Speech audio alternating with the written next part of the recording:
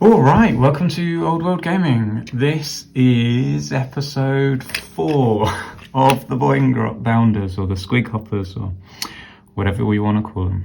I'm in episode 4. I vastly underestimated the amount of time it was going to take me to paint these guys.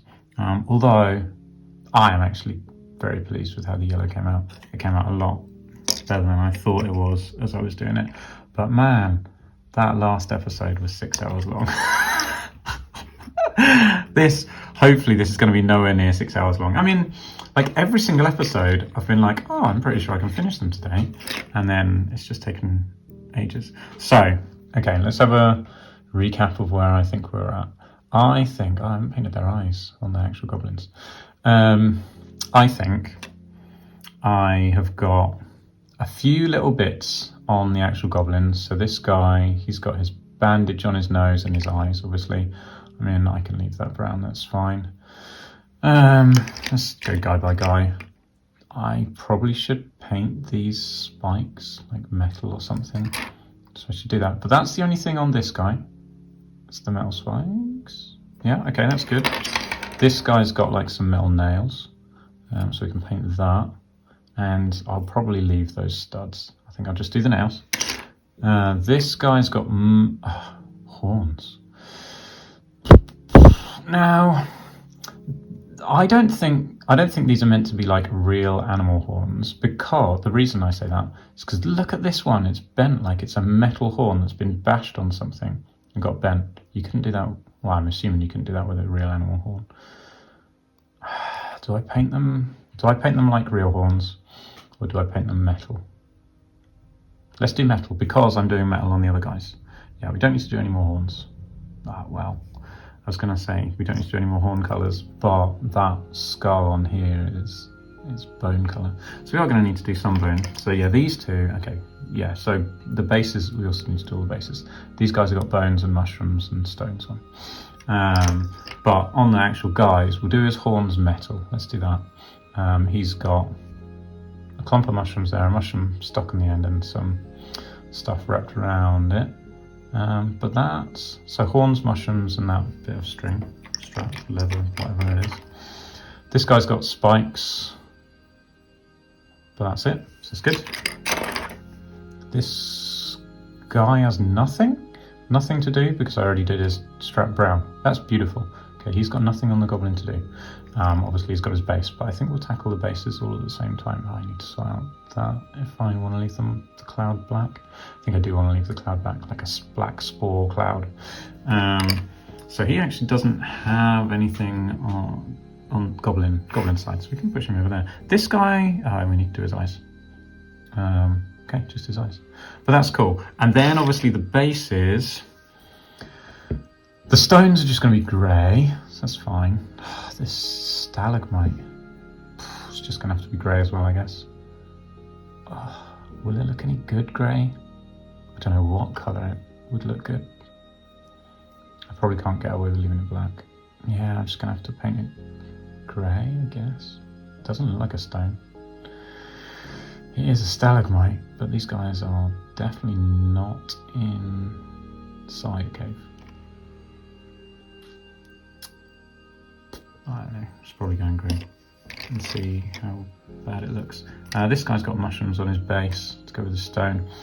I'm feeling like I'm going to go blue for mushrooms. Blue mushrooms on everyone. I don't know what to do about these like puffball spore releasing ones. Maybe I could do them white, like a mushroomy grey browny white, maybe. Or I go for like a purple or something. I don't think they'll look right in blue. So yeah, those will go white or purple. Mushroom white or purple. And these will go the other one. I'll do one mushroom white and one purple. How about that? Let's do that. If I remember. And this has got the skull and the mushrooms, which I think I'll do blue. Yeah, we'll do them blue probably. Maybe I'll do these purple, so they've got different colour mushrooms. And then, yeah, those mushrooms can go whatever colour I fancy doing at the time. We'll do a blue mushroom round. Oh, he's got a little ring in there which can go metal as well. Alright, so let's do goblin eyes. We'll do goblin eyes first. So that's this guy and this guy. We'll do goblin eyes, then we'll do metal, and then we'll do any like strappy bits. And then we'll do mushrooms, then bone, then rocks, and then grass and green. And then we're done. And see, easy as that. Job done. Let's just give them some eyes, shall we? I have got Robbie Williams' Millennium going through my head. I don't know why. But yeah, there we go. And I was whistling it a minute ago. I'm not sure that's a good idea to be whistling that right now. I don't even know what a whistle would sound like on here. It might be quite shrill. I am just giving them a red dot in their eyes. I don't know if that's a good move or not, but that's what I'm doing. That's what I did on the others. There we go. Can you see that? Yeah, just that dot doesn't look particularly central now that I'm looking at it from here. It's not. Oh, no, never mind. Can I adjust it? Oh yeah, maybe I can.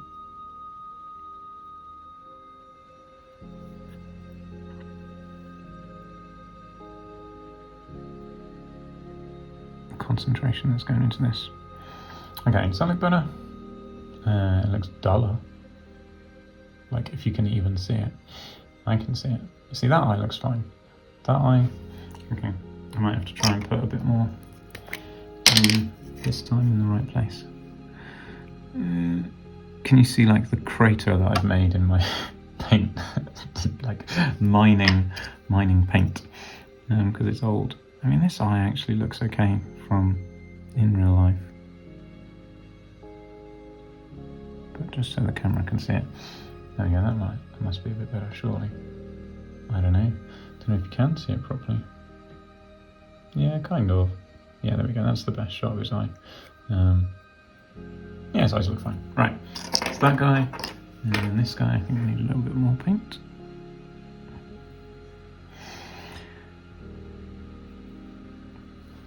Right. Same deal. He's actually got green eyes at the moment. Am I going to get this in?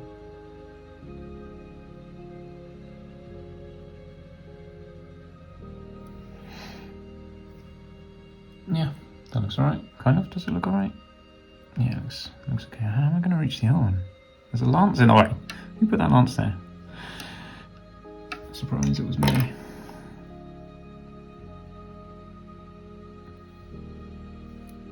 It's not a surprise if you watch the building episode.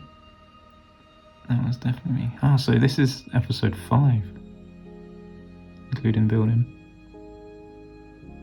How long ago did I build them?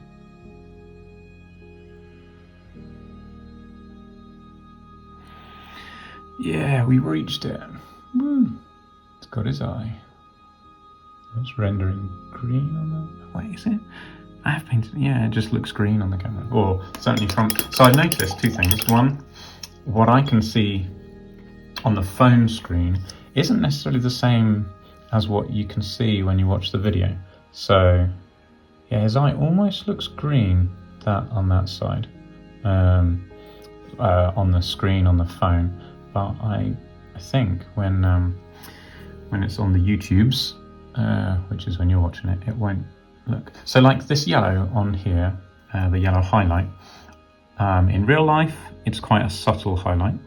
On my screen, my phone screen, it's a very bright yellow.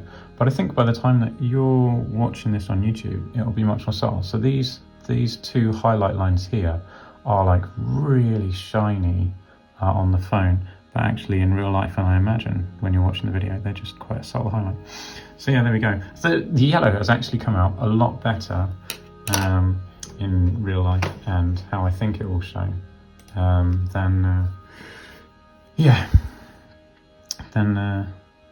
than it looks on my phone. There we go, cool, right. Okay, so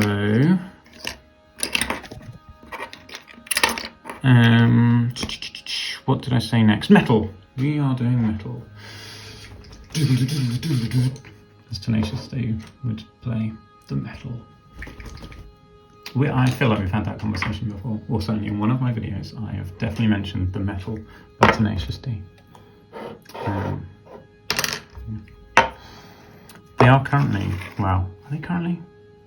Maybe they are. Yeah, they must be. They are touring in Europe and the UK at some point in the not too distant future, maybe right now. Yeah, we've definitely had this conversation as well. I'd quite like to go see them. I doubt that will happen, but it'd be very cool to do. Okay, so yeah, so I haven't actually explained what I'm doing. This is Balthazar Gold, which is a very kind of not gold colour at all. If you've ever seen Balthazar Gold, look, it's like copper, maybe. So I quite like to do my Goblin metals. Maybe I don't need to. Maybe we're fine. I just quite like to do the Goblin metals this colour first, and then a silver over the top. I don't know, it's just old habit. I used to use tin bits, classic tin bits, but I got this in a painting set. There we go. Which is why I use this. But yeah, it's kind of like tin bits colour almost. Oh, this is, where's the Squig with the ring in his lip? This one here. Yeah, maybe I don't need to do this colour on the others. Maybe I can just go straight silver and actually it'll be fine. I don't know, I quite like doing this as an undercoat. Undercoat, base coat for my silvers. My Goblin silvers anyway. It's not quite rusted, but maybe that is why I like it, because it gives it an element of brown, rusty tinge to it.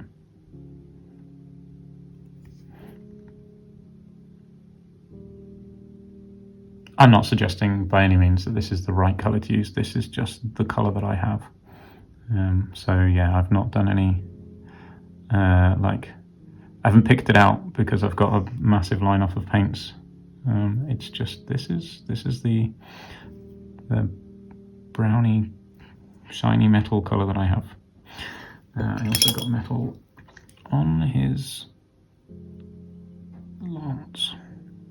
I'm kind of wondering if I should have painted his the lances yellow, but I'm glad that I didn't, because I've had enough. Enough of fading in it. That 6-hour episode was way too long. Quite surprisingly, it has been watched a few times. I don't know. I'm genuinely interested as to why people watch the long videos. Interestingly, so at dinner this evening with my parents and my daughter, she was saying she likes long videos because it means she doesn't have to look for her next video that she wants to watch. So long videos are good because you can just put it on and then leave it play for ages. So I mean that's an interesting point, because half of the battle is finding a video that you want to watch. I know I scroll through YouTube just like, oh, I want to watch a video, but I don't want to watch that, I don't want to watch that, and then just keep scrolling forever until you find one that you actually want to watch. However, there normally is a time element with that. It's like, I would watch that, but I don't have enough time to watch that right now, so I won't watch that. Maybe it goes on the watch later list, but most of the time you just scroll past it and look for one that is the right length for the time that you have. So, very surprised if anyone's got 6 hours. However, I don't imagine anyone's actually watching the entirety of the 6 hours and probably skipping through to bits that they're interested in, like how to paint certain bits of yellow, which is cool. However, see, the danger of the skipping on these videos is I do talk about some My topics are fairly randomly generated. No, not randomly generated, arbitrarily generated, based on what I'm thinking about, what is going through my head at the time. Yeah, so the risk, a real risk of skipping through my videos is you never know what actual interesting things I'm going to be talking about. I did put, so in my 6-hour video, if you've seen my 6-hour video, as in just seen that it exists and not watched it, no hard feelings. However, I did write a list of all the things I remember talking about in the description. So if you do want to revisit that description and have a look, you may find I talked about something interesting that is I don't know, the kind of stuff that you want to hear about, hear someone ramble about whilst they're losing their mind gradually after painting armor painting yellow for 6 hours. I was going to say 6 hours straight. That would be a lie. It was not 6 hours straight because I got tired halfway through because it was really late, and then came back and did another session, which I was like, oh, this other session is only going to be like an hour, and then it was like another 2 hours, 2.5 hours, something ridiculous. So my estimation of how long stuff is going to take just isn't getting any better. I did this has been discussed previously on my videos as to my poor estimation skills, and I did think it was going to get better at some time, but clearly I was wrong. I've been wrong so far. The famous last words are, "This won't take long." 5 hours later. I guess it depends on what you think is a long time. And I'm not really sure. I guess maybe I can look back on previous videos and be like, oh, that's how long that thing took. Like I genuinely didn't think it was gonna be. Well, I don't know how long this video is. Should we make a guess and see how long this video is going to be? What have we? 17 minutes so far. 17 minutes. I don't know. It's probably going to end up like a couple of hours. I like to think that I'm like, oh yeah, I can get this done in no time at all. There's hardly anything to do. It's not like I'm painting 5 layers of yellow on each guy on lots of different bits. But I am conscious that so the stones are going to be quick. I can probably do the mushrooms quickly if I try hard. Maybe if I can resist. I need to do them in like 2 coats, a base layer and a highlight layer. Maybe 3 layers. Oh, 3 layers. It's increasing just as I think about it. Yeah, I probably should do 3 layers on the mushrooms. I can probably do these skulls in maybe there'll be 3 layers as well. I'll start with, I'm doing this all too early, I'll start with Baneblade Brown, then I'll do a mix of white and Baneblade Brown, and then I'll see if I need another layer. That's how that's going to go down. What am I painting? Oh, I'm painting this guy. I just got distracted by a skull on a base. So, I don't know. Maybe this is going to end up as a 2-hour video. Yeah, there we go. Who knows?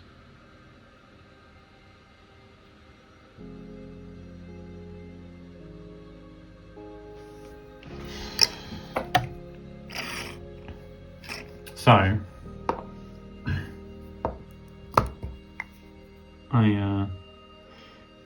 I did a video yesterday, maybe, and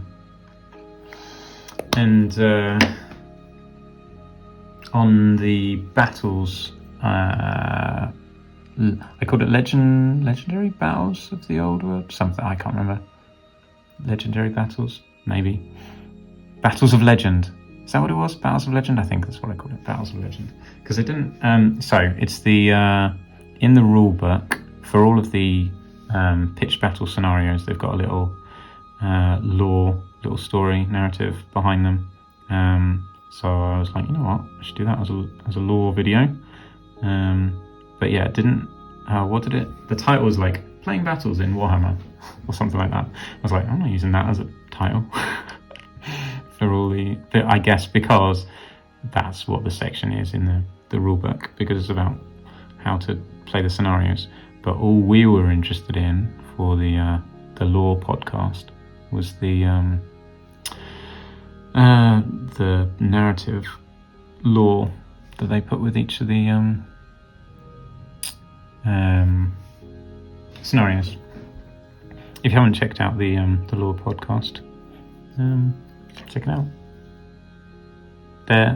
Most of the episodes aren't too long. They're much shorter. They are the shortest videos that I do, I think. Except for a random one, like, I don't know, I bought a Dreadfleet. So I'm torn because I do wanna like play some Dreadfleet, and I'd love to paint the ships and stuff, but I don't know. I feel like I need to paint my armies more than I need to paint my Dreadfleet. So yeah, so like I say, a little bit torn. But there we go.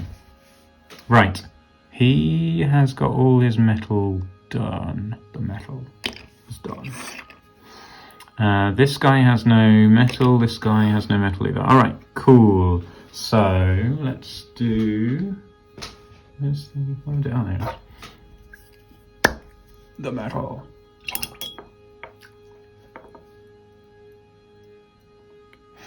Now, this feels very light. I feel like that's too light, but maybe it's fine, because there are only little areas of metal anyway, apart from his horns.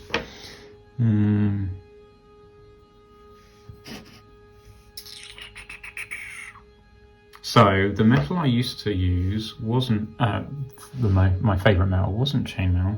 It was, what was it? I can't even remember what it was called now.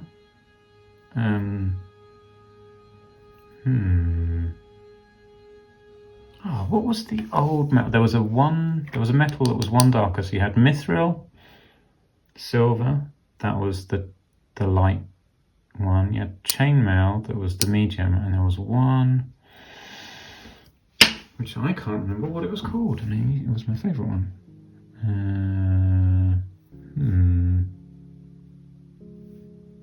That's going to bug me now. I've forgotten what my favourite metal was called. Oh, this guy didn't have any metal on him either. Oh, sweet. Very excited. I'm so excited by the lack of painting that I have to do.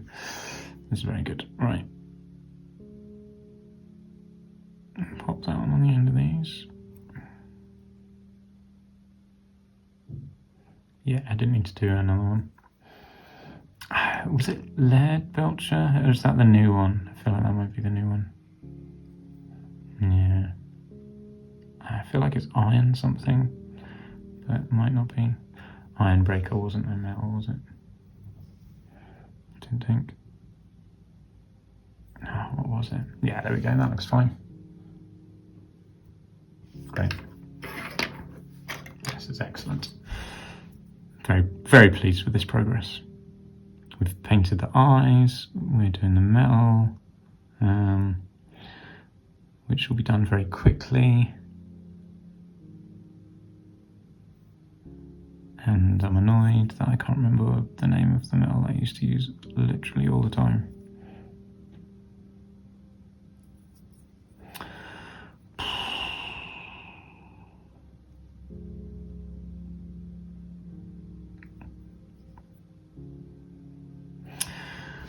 Okay, well, I can't just sit here in silence while I think about that all evening.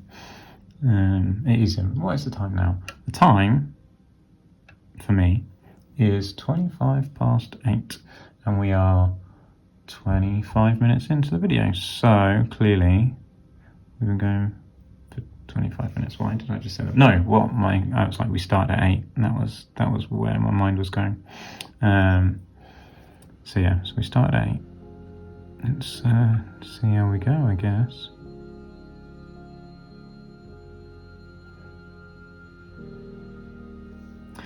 Coolio, very good, very good, very good. This one I feel like I probably should put a little bit more effort into, because the much bigger area. Black, we need black.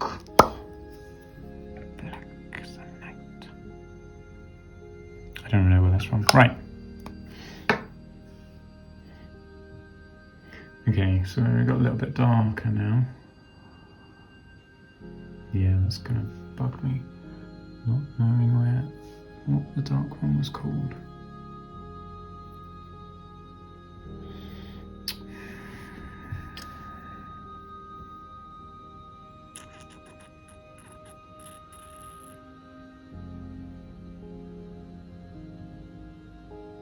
That's why I've got names going through my head to see if I can think of what it was called.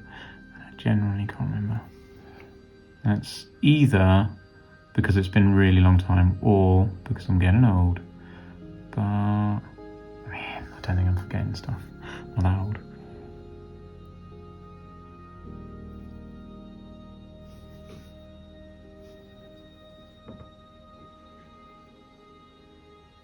I've also was thinking the other day, I'd quite like 10 Squig Goblins in this unit. Which would mean painting 3 more, building and painting 3 more. I'm tempted to just do like some live episodes, or some live streams. That's what they're called when you do them live. Some live streams, just like hanging out and chatting with people while if I decide I need 3 more, then I'll just do that. I'll just do a bunch of live streams, fireside chats. That's what they call them, that kind of thing.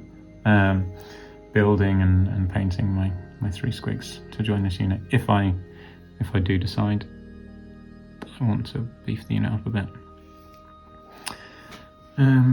Because what I'd quite like to have is a full 500 point Squig army.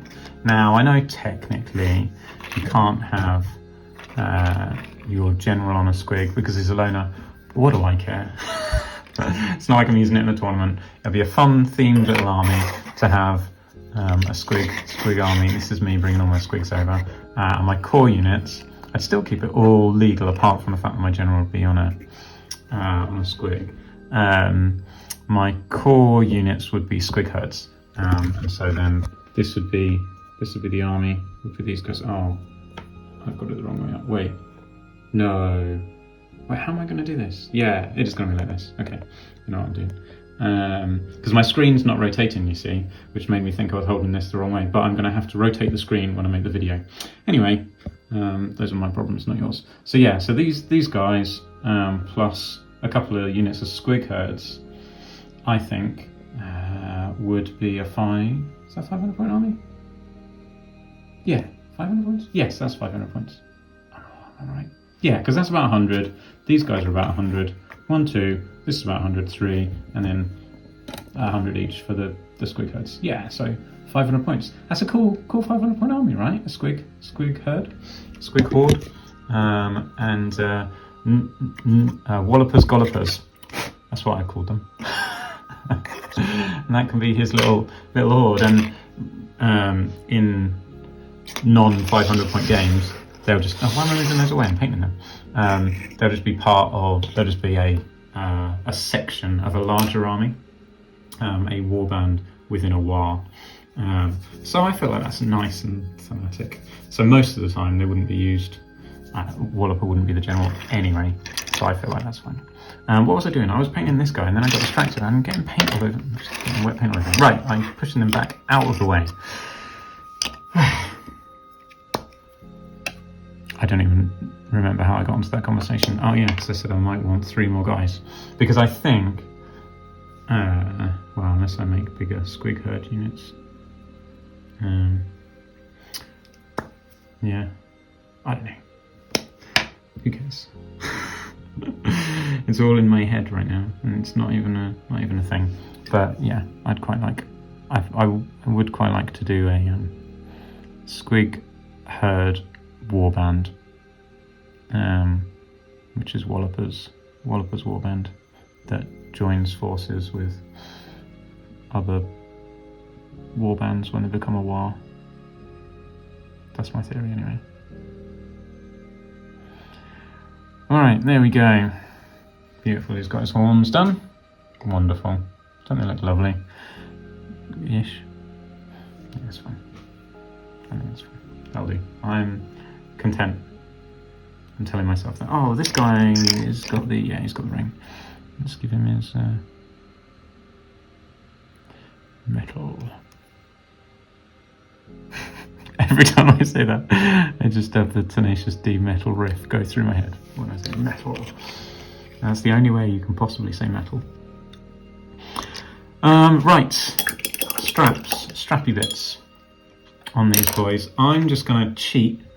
Oh, I say cheat. I'm just gonna be lazy. Just conscious of how long it's taken me to paint these guys. I am literally just gonna do a single layer. Instant regret as I say it. Can I really bring myself to just do a single layer? Maybe it'll be okay. I can do this.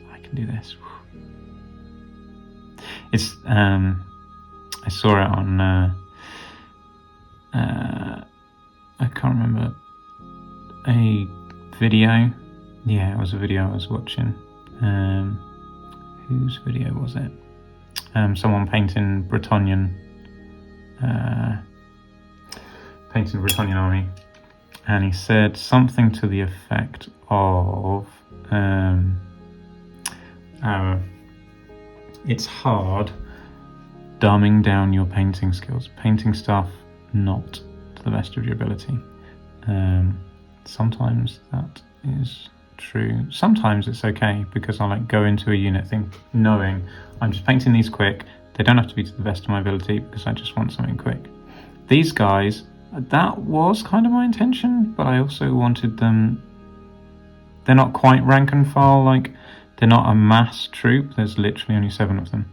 So I don't want to make them too shoddy, because they are going to stand out. They're going to get more attention than like 100 Night Goblins spearmen in a big unit. Well, not a big unit, but still. Okay, oh, and the mushrooms, I've got some around them as well.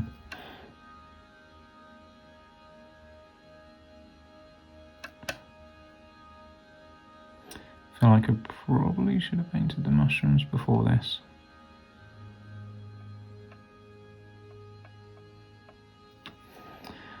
Oh well, right, there we go. Okay, cool. Good, that's his. He doesn't have a strap.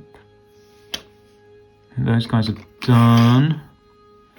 These guys are done. Oh wait, where's the guy with the nose strap? This guy has got the nose strap.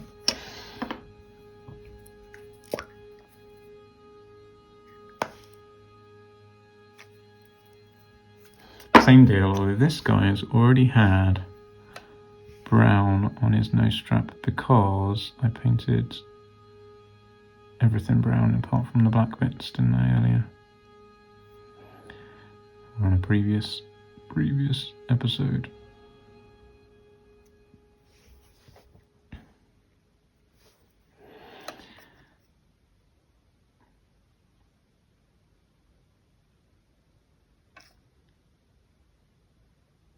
Here's what I need to do.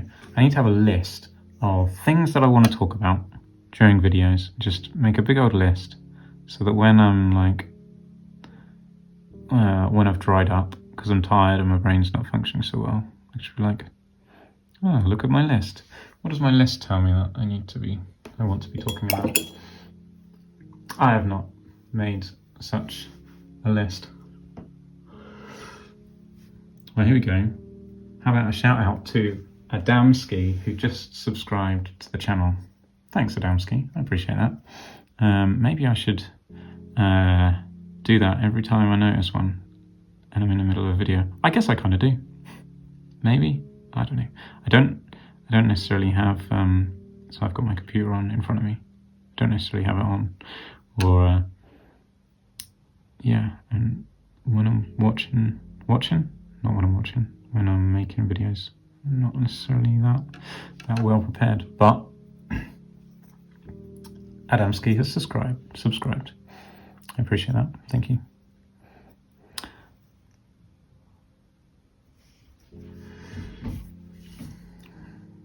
Yeah, so in the last one of these videos, I mentioned about wanting to do something when I hit 1,000 subscribers, and wanting to give something back. And I think what I could do is when I hit 1,000 subscribers, so I do get to see a list of who the subscribers are, but it's only a subset because, so my list, so I'm looking right now, you can't see what I'm doing, but I'll tell you what I'm doing. I've clicked on the YouTube studio and it tells me who my subscribers are, but it only includes users who have made their subscriptions public. And that's like, if I just click all the way to the end of the list, 207, okay, out of the 599, is it 599? Adamski, were you my 599th sub? So 207, wait, let me refresh. This is very exciting, by the way. I know this is exactly why you're watching this video. Because you wanted to just hear me doing things instead of being able to see what I'm doing. Oh, I leave that refreshing, thinking for a bit. Okay, 598 subscribers. 207 of them show up on my list of subscribers because it would appear there's a setting in YouTube where you have to make your subscription public for, I guess, for me to know that you're my subscriber. So anyway, so I've got a list of 207 out of just under 600 subscribers. So what I think I could do is randomly pick someone from, when I hit 1,000 subscribers, randomly pick someone from that list, because they're the only ones that I get to find out about, and paint them a model. It won't be anything fancy, so before you get your hopes up, but something like, I don't know, something like a Night Goblin. I'll let them know that they were the lucky subscriber. They can tell me what colours they wanted to paint it, and I'll do a video and then send it to them. How about that? I feel like that sounds like a good plan.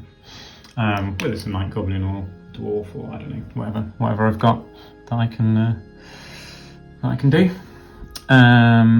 I'll give them a choice. Something like that. See, this is me working things out on the go. Right. So let us see. This goblin has had all of his things done. There is nothing left to paint on him. He is done. Great. I'm not including bases in that statement. This goblin also, all of the things, he's got a bit of mess on his lance, but no one will see that unless I show them on a video and put it all over YouTube.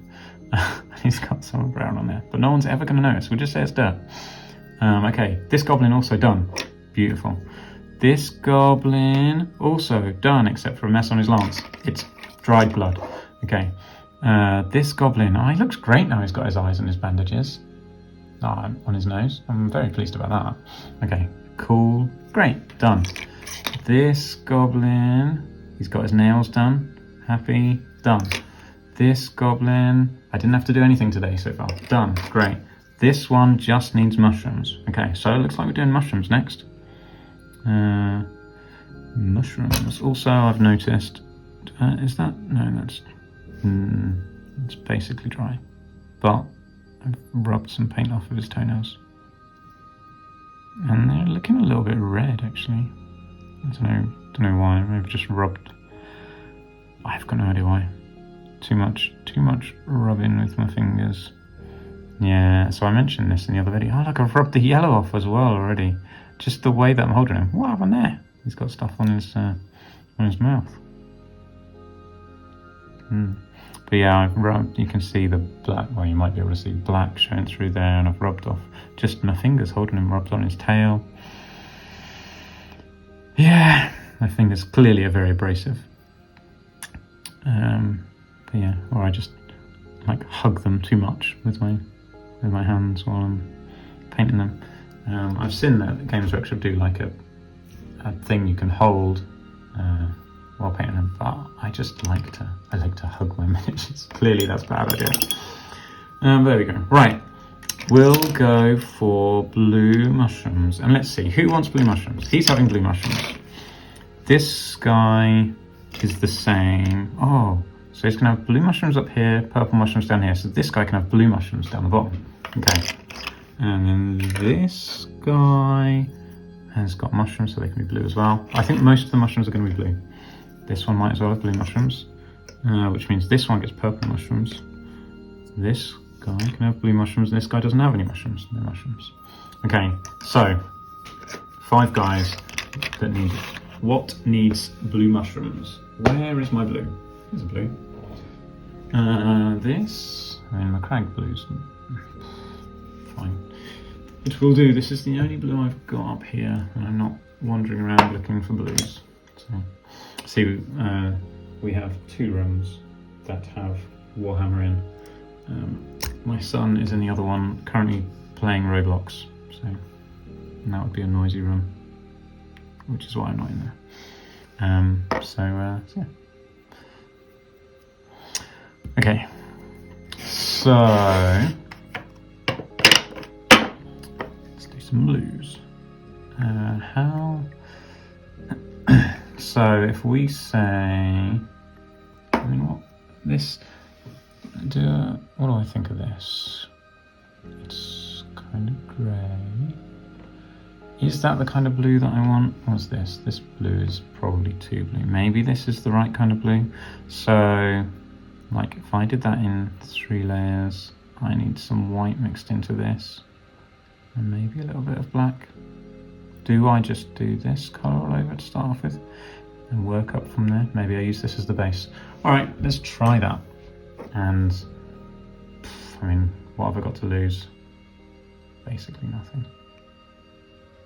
Is this too blue? Nah, be fine, be fine. What was going through my mind was, should I mix some black in with that? And then go up from that black through white. Make it a more greyer blue. But Macragge blue is already kind of a grey blue, I feel. I mean, it's no, what was it, shadow blue? It was an awesome blue. I used to love shadow blue. I don't know, maybe Space Wolf kind of blue now. I don't know, Space Wolf Blue's a thing, I literally just made that up. Space Wolf Blue might have used to be a thing. So, here's my guess. Basically, for any paints, they've just used like I was going to say in-universe name for them, but more niche and in-universe than Space Wolf. Because Space Wolf obviously is an in-universe name, but it was more something like Fenris. They'd go for Fenris Blue. That's my guess. if they were renaming. Okay.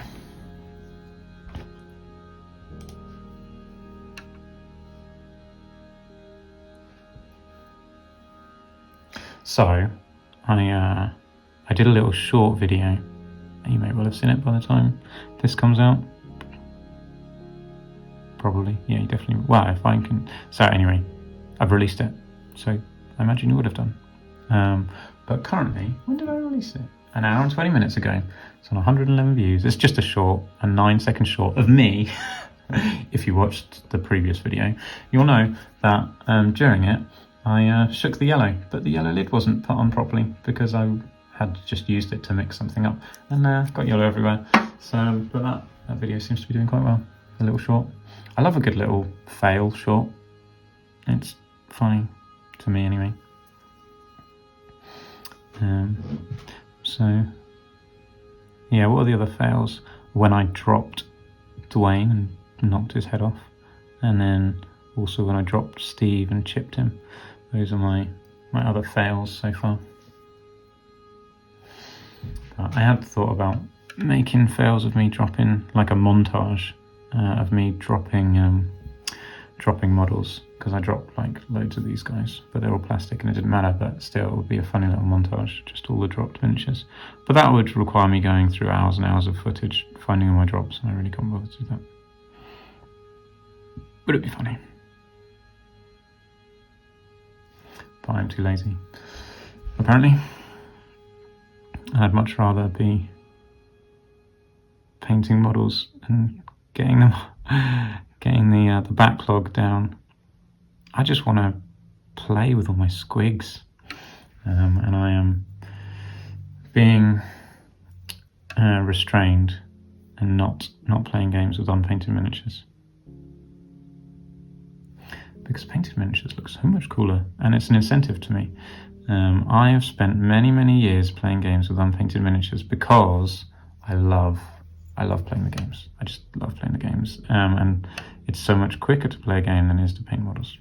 And I'd much rather be playing games than painting models. However, doing this channel is a very good incentive to paint models, because every game that I play, that's not true, but every game that I play, let's say in theory, could be a battle report, and I really enjoy making battle reports. I love playing the games, I enjoy making the battle reports, but no one wants to see a battle report with unpainted models. At least it's not as cool like unpainted models for battle reports on YouTube. Sounds a bit lame to me. But I don't know, maybe it's fine. But it just looks so much cooler when they're painted. Okay, here we go. One blue mushroom set, base coated in Macragge blue. I'm going to move these guys away, because last time I did a swipe of yellow across the boss by accident. Oh, look at this, all this black that I've got on there. Now I have to work out which bit's mushroom and which bit's spores. That's what they call them, isn't it? Spores, yeah. I've definitely said that already a few times. You'd think I'd remember. That bit's meant to be spore cloud as well. Yeah, it's definitely tricky to work out what is spore cloud and what is mushroom.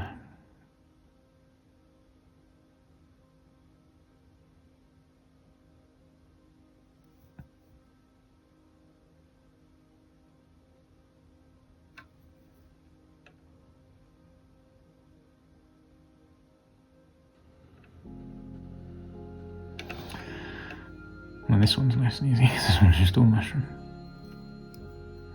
That one is a little bit, I don't know, interpretive. I'm going to have to interpret which bit I think is mushroom and which bit I think is spore or cloud. That's how you say it, right? Spore or cloud. Official way to say it.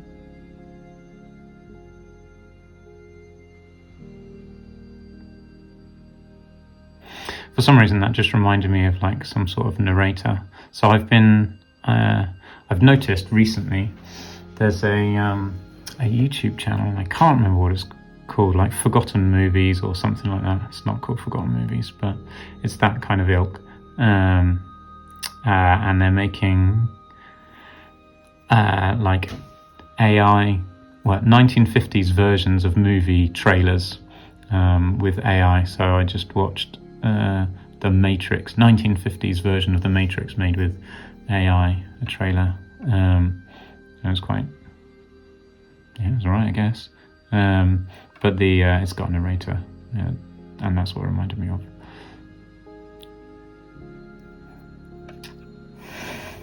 The end. Oh, what was the can't remember what it's called now. The channel. It'll be in my history, I guess. Where's my history on the YouTube history? Abandoned Films is what it's called. 1950s Super Panavision 70, The Matrix. So yeah, there you go. If you wanna, they're not very long, obviously. Just like a minute or so, because they're fake trailers of films that never existed. But they're quite fun to watch. AI, I don't know, AI is an interesting one. It's very cool, the stuff that it can do, but it's also got a lot of potential. So it's got a lot of potential to do very cool stuff, and also a lot of potential to be very abused. So there you go. I guess it's like anything. It can be used. Anything that's a tool can be used for good or bad. So yeah, there you go. Can you blame the tool? Depends. If you can give it a life of its own, then maybe you can blame the tool. Currently, that's not a thing. Okay, right.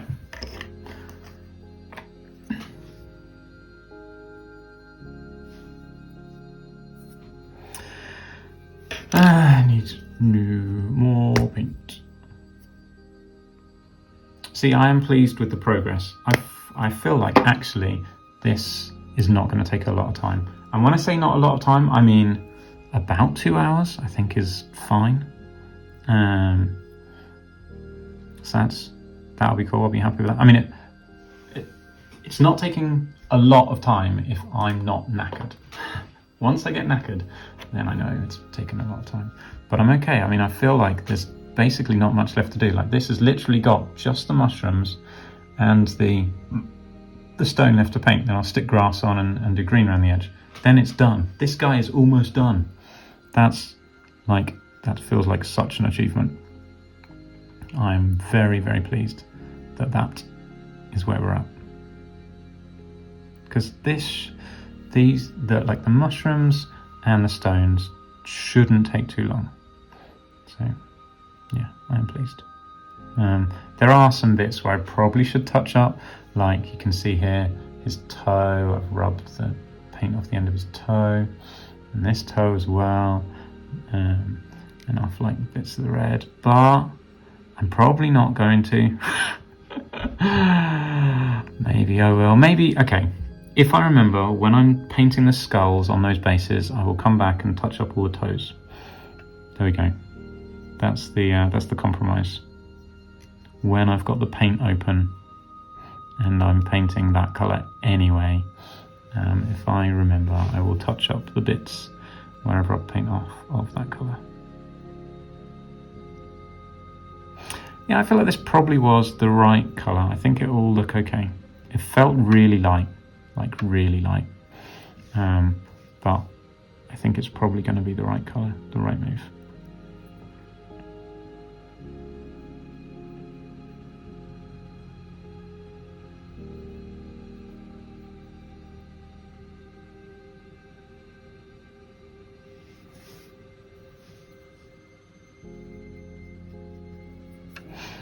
When I was a young whippersnapper, I used to make mushrooms to go on my goblins' bases. These days, I complain if I have mushrooms on goblins' bases.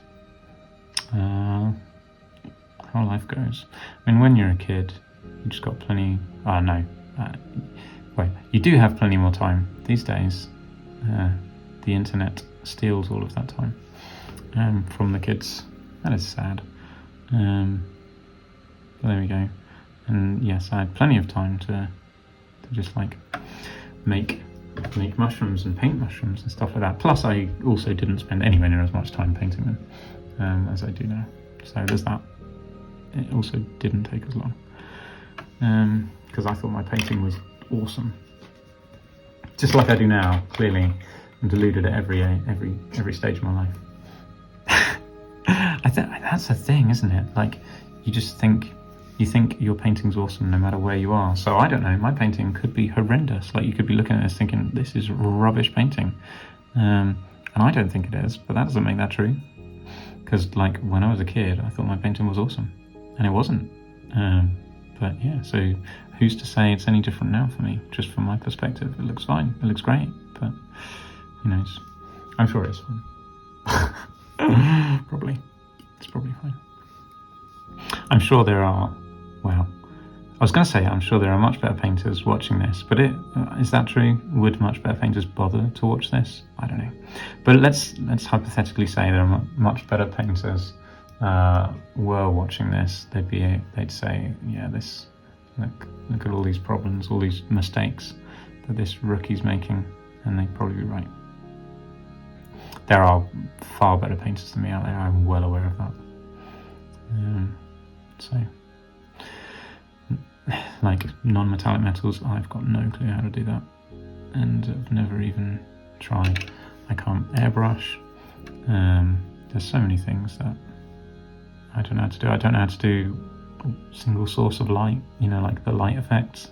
But I was painfully aware of that when painting the Pillar of Flame, because that could definitely have done with some light effects on its base, and it didn't, because I didn't really know what I was doing, so I didn't do it. So yeah, there's so many things that I'm painfully aware that I do not know how to do.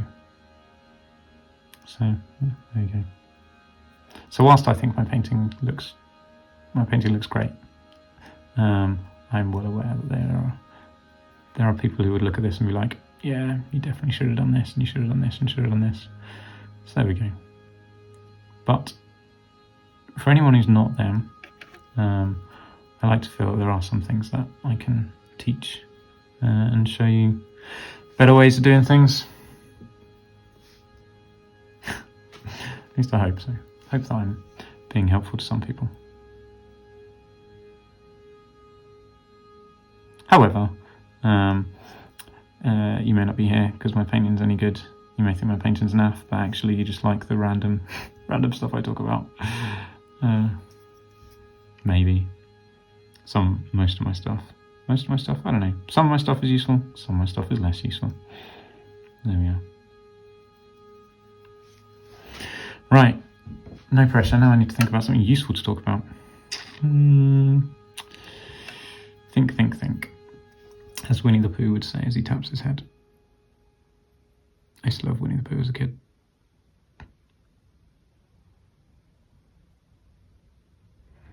Was it The Adventures of Winnie the Pooh? That just reminded me of The Adventures of Clark Kent and Lois Lane. That's a different programme.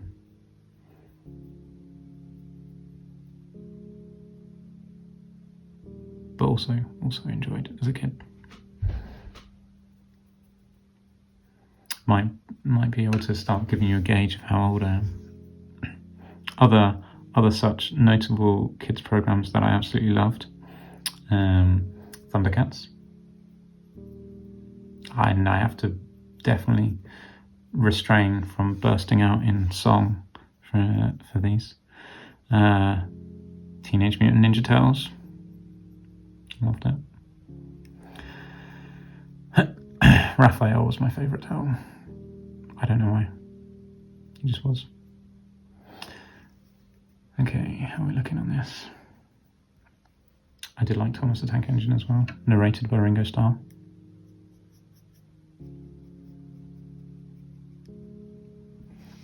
And that's going through my head. It's very easy to get a theme tune in my head, or just any tune in my head, if I know it obviously and like it. Wow, do you have to like it? If I know it and it's catchy enough for me to have picked it up, I don't have to like it.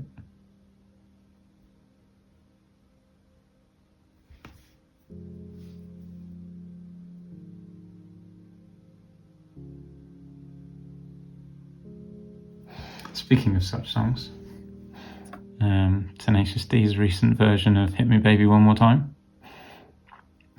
Very good.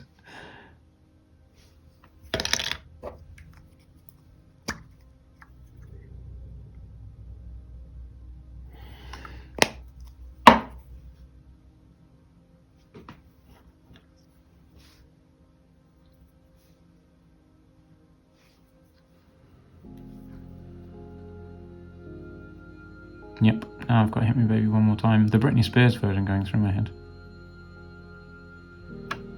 What I mean by that is it's Britney Spears' voice in my head singing. Oh no. Another one for the drop montage.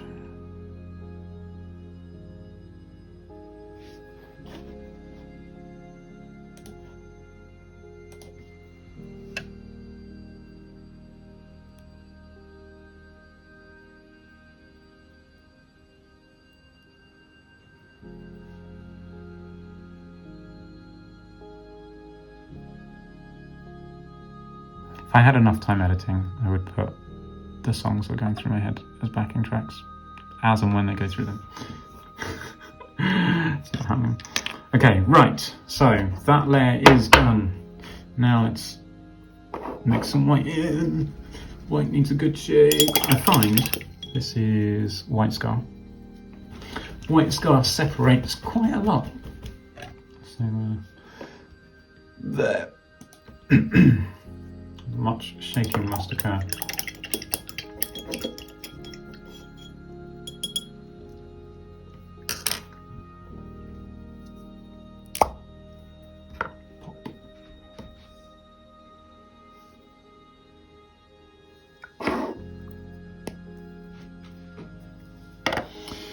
Right, let us do the mixing.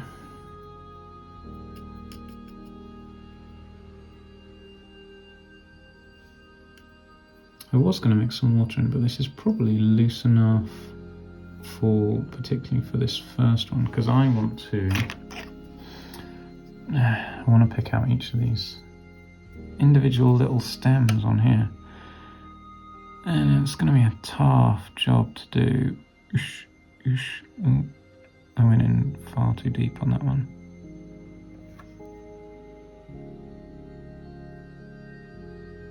Oh, Britney Spears in my head.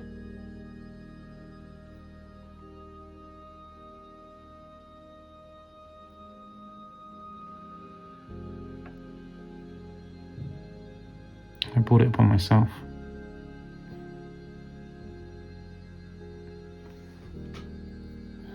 You know what? That's probably fine. One layer, 2 layers on this. Some fluff stuck. I just have to try and recreate that on this side. I mean, it's less important on this side because it's the back. And the only person who looks at the back is me. Because these guys, no, they would run away from combat. Are they immune to psychology? I've got a weird feeling they're immune to psychology. Sneaky feeling. Is it weird? I don't know. Sneaky.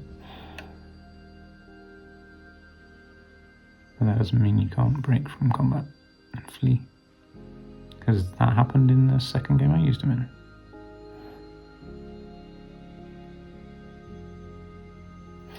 Okay, yeah, that looks fine. They probably don't need any more layers. Good. It's good. We like it when we can get away with less layers.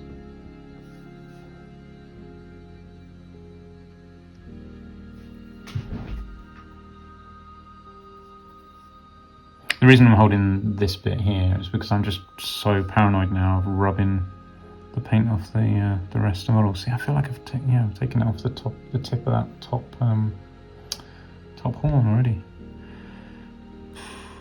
It's tough.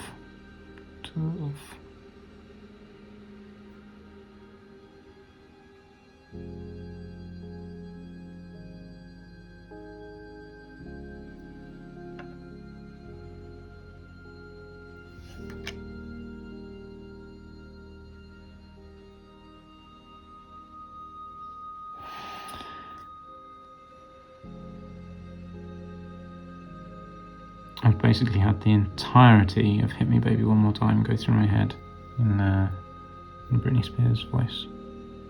So, you're welcome. I know you wanted to know that.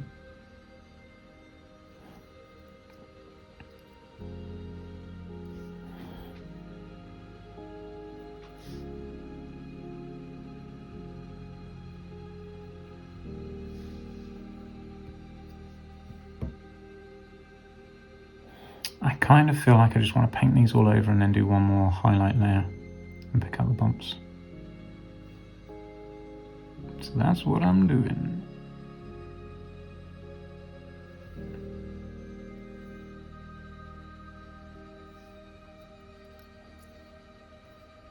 Okay, good. I'm not sure if that was the right idea. I probably should have just done a lighter blue. Not a lighter blue. Darker blue in between the two blues for that one. Yeah, definitely should have done. Never mind. Okay, so So.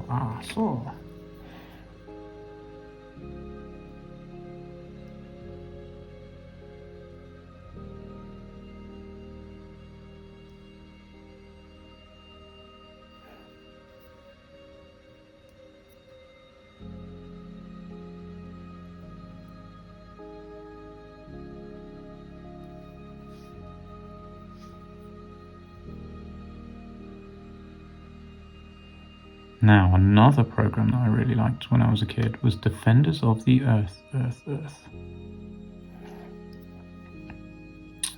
Used to enjoy that a lot back in the day.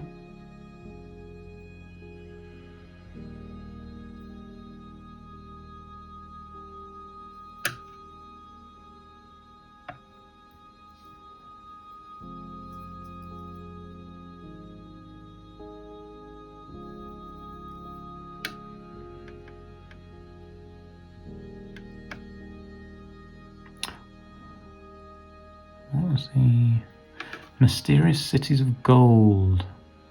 That was good.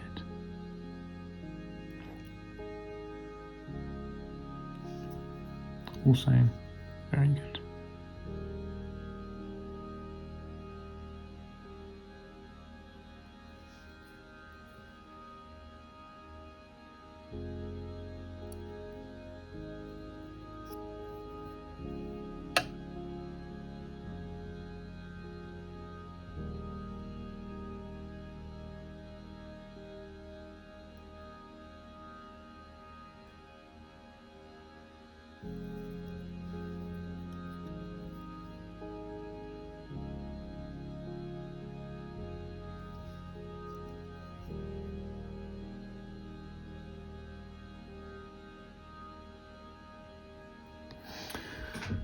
Okay, yeah, I need to do another highlight layer on that anyway.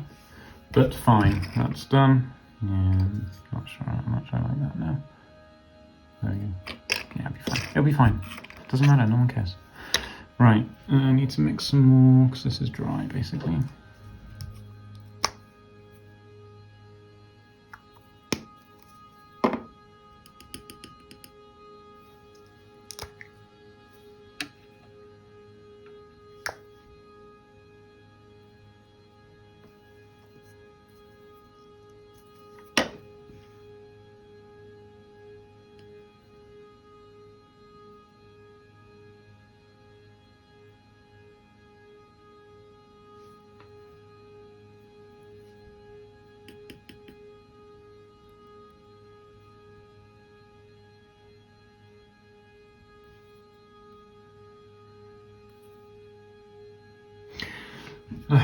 I'm getting very distracted by Britney Spears in my head.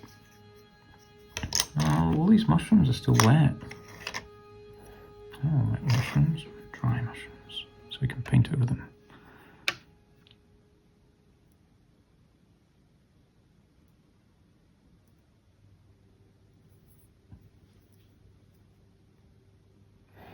Yeah, ideally, I would have a another tone between these two, because this is it's more of a contrast than I would like. But I'm at that point where these guys have taken me way too long. It's literally just the mushrooms on their base, which are gonna probably get a lot less attention than the rest of the model. So we will make do with 3 layers. The base blue, this layer, and then a highlight. Even if it looks a little bit of a stark contrast.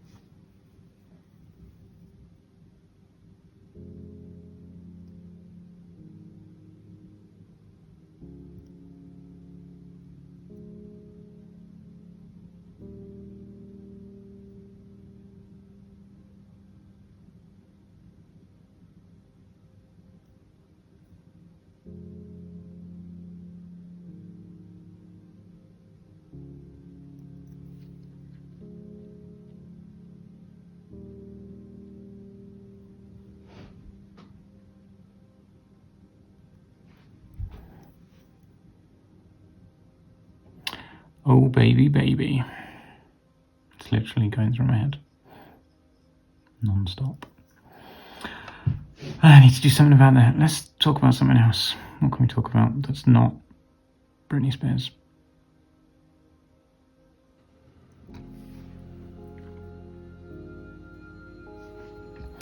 What army shall I do next after my goblins?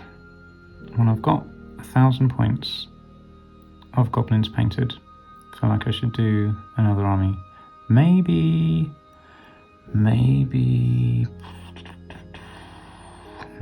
it should probably be dwarves.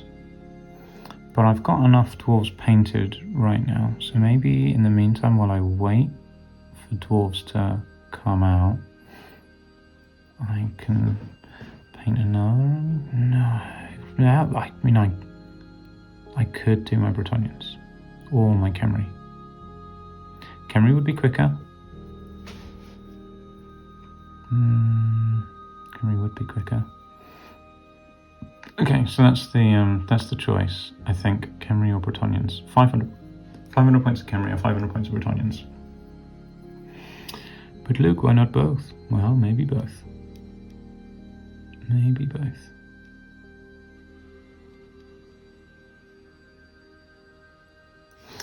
Not at the same time. I'm leaning towards Bretonnians. But Khemri would be quicker. So maybe I should do Khemri.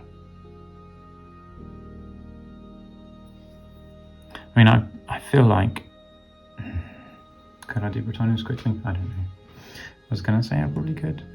I mean, I definitely could if I wanted to, like, just dry brush them, do some dry brushes and some inking, but I'm not sure I want to.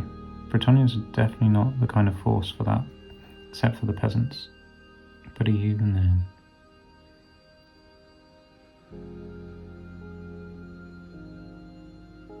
So I want to do my army from Carcassonne, not because I like the colour scheme, but because I like Carcassonne.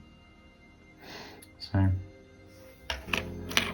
I don't know if I do like the colour scheme actually. That might kind of make me not do it, because I don't know. I don't know if I like the colour scheme. I don't know that I hate it, but I don't know if I like it.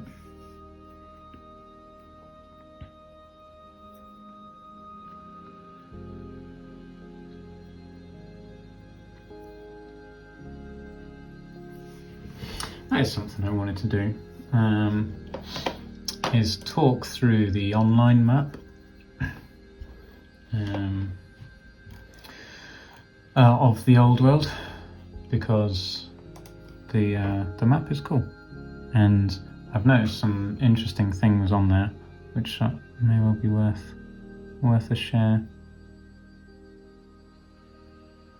So I'll do maybe tomorrow. I'll talk through the online map and show you the things what I see, and ponder about the future of the old world. Many things have been noticed. It'll be really so I'm going to ponder now. It'll be really interesting to see what they do after they've released all of the core factions. My hunch currently is that they will do a expansion. No, that's the wrong term. What are they called? Campaign. A campaign book. So they made campaigns. Campaigns are quite a traditional thing for Games Workshop now. Like in 5th edition, they released 5 or 6. Let's think. What campaign sets did they release in 5th edition? There was Idol of Gork. There was Grudge of Drong. Tears of Isha. What was the... There was one that had like a wraith on the front, or white. Nope, can't remember what that one was. Perilous Quest. which was Bretonnians. Yeah, Grudge of... sorry, there are 2 factions in each of these, and I can only remember the one that was on the box. Grudge of Drong was Dwarves. Idol of Gork was Orcs and Goblins. Tears of Isha was High Elves. Perilous Quest of Bretonnians. What was the undead one?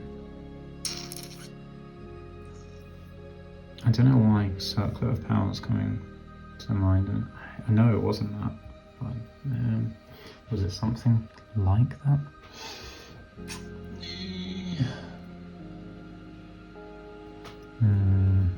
No, I can picture it in my mind. Or I have a picture of an undead thing in my mind, whether it's right one or not. It's something completely different. But is it Circlet of Power?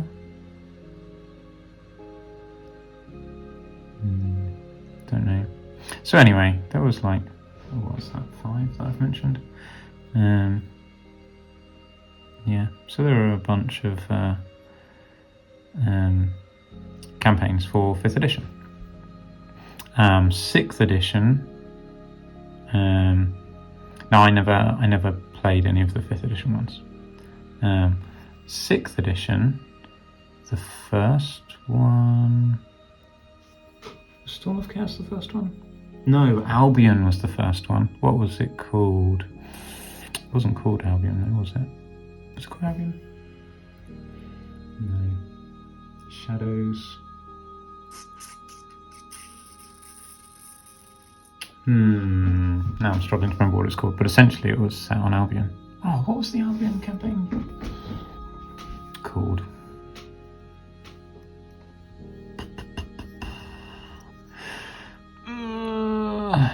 My brain hurts. I've got it lying around somewhere. I feel like it's Shadows of something.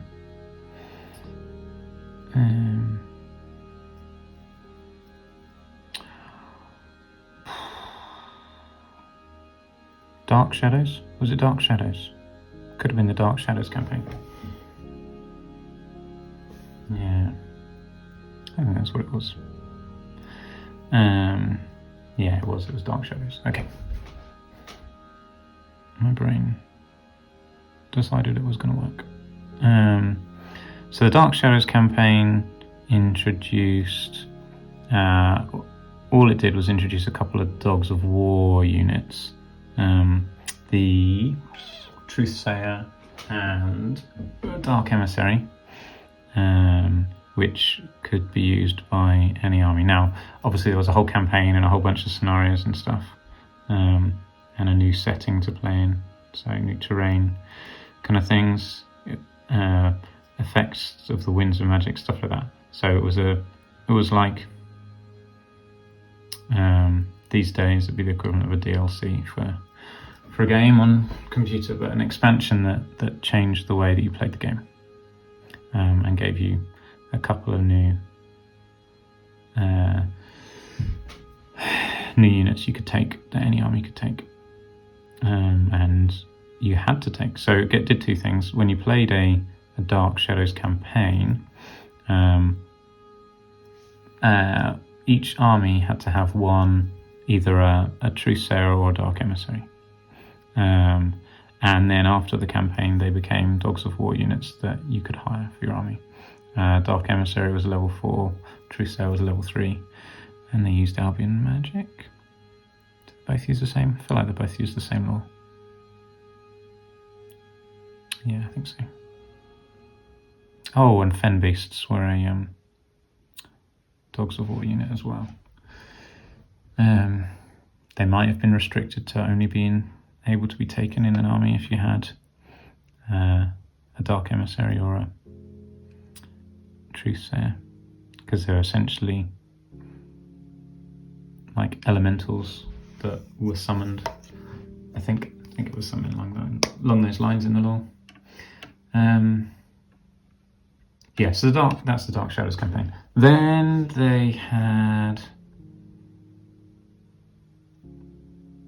which one came first, Storm of Chaos or Lustria? I think it was Storm of Chaos, but it could have been Lustria. I feel like it was Storm of Chaos. Almost 100% certain Storm of Chaos came before Lustria. Almost. I think it was. So, what am I doing? Just painting this one. Oh, I'm in the middle of painting that one. Yeah, so Storm of Chaos, in a similar way to the Dark Shadows campaign, introduced a whole bunch of scenarios, a narrative, but it was much bigger scope in terms of the narrative, but also it introduced a whole host of new armies, and so you had, and they were, I say new loosely, there were variations on existing armies, but they included new units. So you could take complete demon armies that had a whole bunch of new units. They had cavalry units and chariot units added to them. I feel like, let me think, was it just cavalry and chariots? I felt there was, heralds, they're a new character type as well. You could have in your armies. So you could make a full demon army with enough choices to actually be interesting, because previously it was just like one unit, basically. No, 2 units each. So like Nurgle had Nurglings and Plague Bearers, but then they introduced Beasts of Nurgle as a kind of demonic mount option. They introduced the chariots, Nurgle chariots that were pulled by Beasts of Nurgle, and had Plague Bearers as the charioteers. And then they also had Plague Riders, which were Plague Bearers riding Beasts of Nurgle. So yeah, a whole, and the same thing. Basically, every other Chaos God got the equivalent for theirs. So like Tzench got Flamers riding discs, as an example, and chariots ridden by Flamers, pulled by Screamers riding discs. No, the Screamers weren't riding discs, but you know what I mean. The Flamers riding discs, pulled by Screamers. So very cool stuff. I guess most of those actually stuck around, apart from all the Nurgle ones. That's sad. Oh yeah, they got, in like 8th edition when they got their upgrades, the Nurgle got flies instead of Plague Riders, which makes me sad because I made a whole bunch of Plague Riders.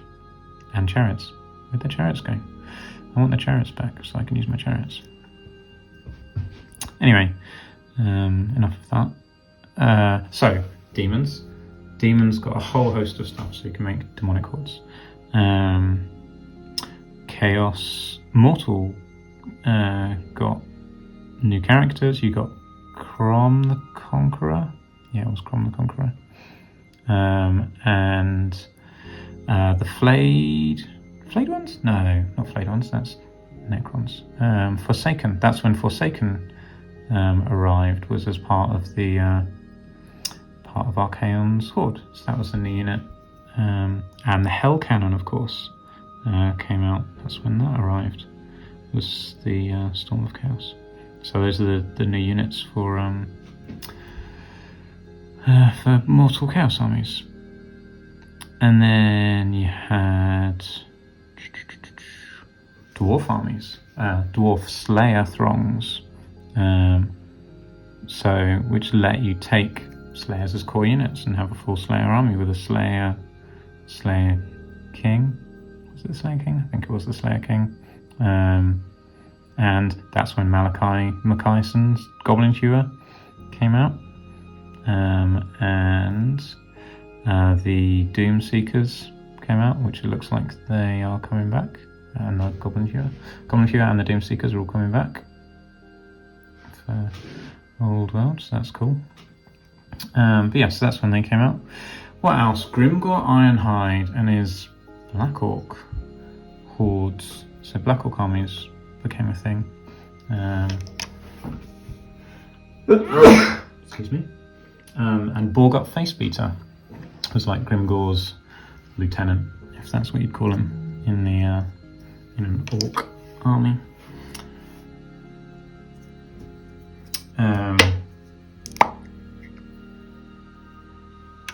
I'm trying to remember if there was anything else for orcs. Nothing springs to mind right now. And then, so we got dwarves, we got orcs. Dark Elves got the Cult of Slanesh. Now that was cool, and they had some awesome options. That would be very cool if they brought back the Cult of Slanesh as one of the Dark Elf armies in the Old World when they do their Arcane Journal.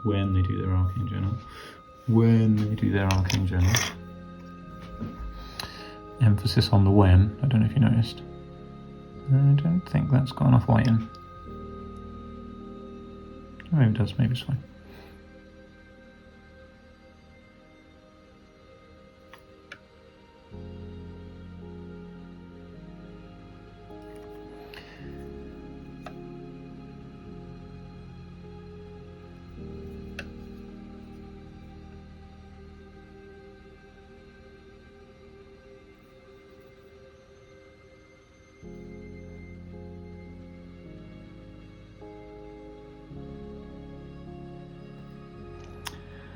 Yeah, Cult of Slanesh. So with Cult of Slanesh, they gave you like a new type of witch elf essentially, which was the cultists of Slanesh. They gave you Drukai. I actually don't know how that's pronounced, whether it's Drushi or Drukai. Probably is Drukai. Or Druki. I don't know. But yeah, anyway, they gave them Anointed, which were like almost Dark Elf Demon Princes, but not. But kind of, but not. And that was cool. I loved that. So yeah, I'm all up for them coming back and being a thing. And they could ride steeds of Slanesh. So you could have a dark elf, anointed, who basically had like demon prince type powers, riding a steed of Slanesh demonic mount. So those were cool times.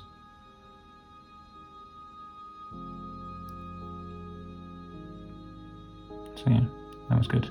And I loved making Dark Elf Slanesh miniatures.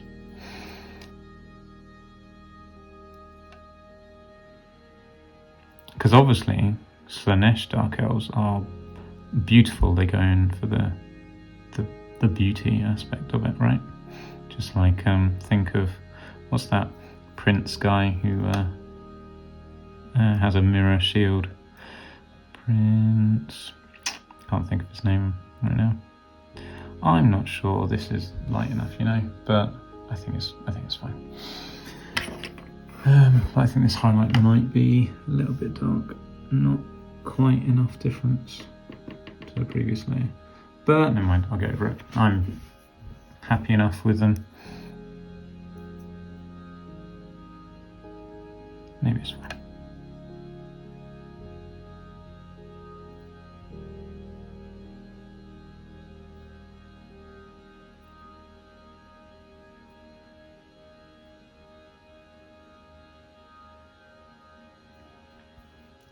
I'm actually trying quite hard to make these look a little bit scrappy as mushrooms. So I feel like mushrooms should look a bit scrappy.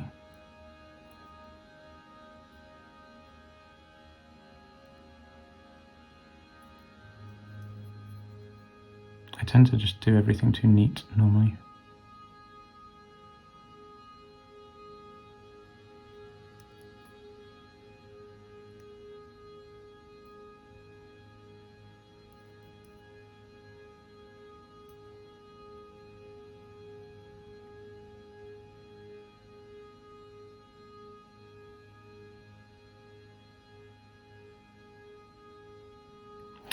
can't remember what High Elves got in the Storm of Chaos. I don't remember it being anything particularly interesting. Maybe just a few different ways of using their existing units. They didn't get any new units. Not that I recall, anyway. I don't remember Skaven getting anything either. Empire! Of course, Empire. Vulcan. Vulcan was a key part of the Storm of Chaos, as was Archaon. So Vulcan got 3 different models during the campaign as the campaign progressed. He went from a lowly blacksmith kid up to essentially Sigmar incarnate, with all of the gifts from the elves and the dwarves, and was hardcore. And they also did the army of Middenheim, so Empire got a new faction, if you like, to use, with the cult of Ulrich. And so it was like you could make a White Wolf army, essentially. And none of this, so these days, that's just kind of assumed, because, or it certainly is in the in Old World now, because you can have all the Cult of Ulrich stuff. I don't know if it was in 8th edition. But yeah, all the Cult of Ulrich is the thing. So yeah, but that was a brand new. Well, I say brand new. It was new for 6th, new within 6th edition. They didn't have those options before. But having not played Empire in 5th edition, I don't know if any of that was new, or they were just harking back to stuff that had been around in 5th edition.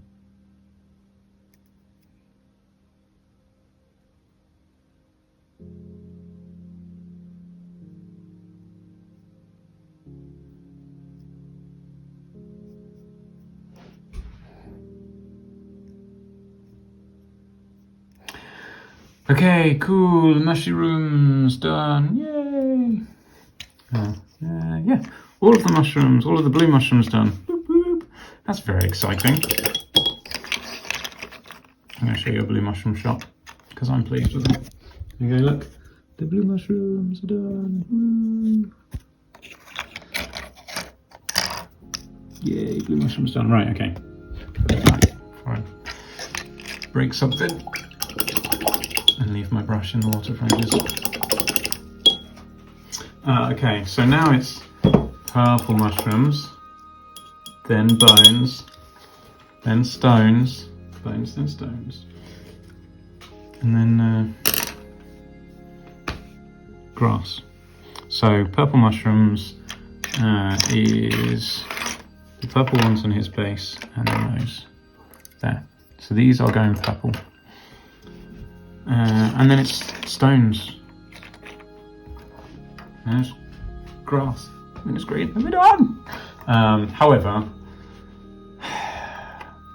whilst I'd like to be like, oh yeah, I reckon I can get them all done in half an hour, I know that is underestimating, so I reckon it's going to be an hour. This is my guess from now. So that would make this video about 2.5 hours long, which is far better than 6 hours.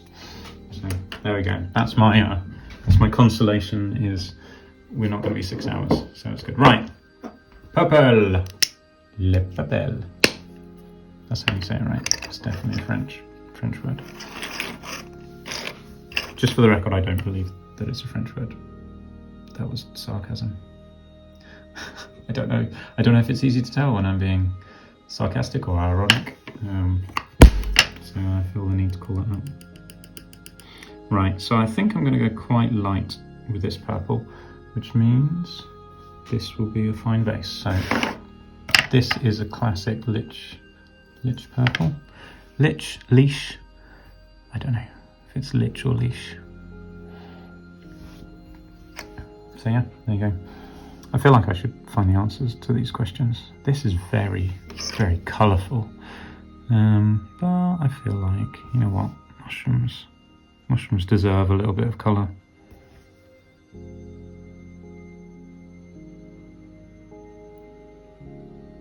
knew there was a little bit somewhere. That's why I did this random thing over there. I knew there was a bit on my brush I was trying to get off. I don't just like randomly like painting the whatever it's called, palette.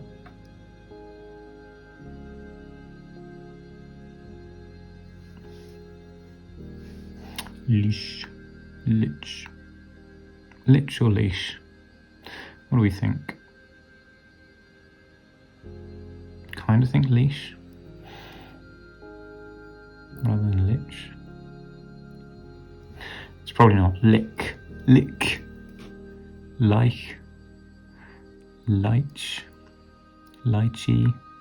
Lychee is a thing and they taste yummy.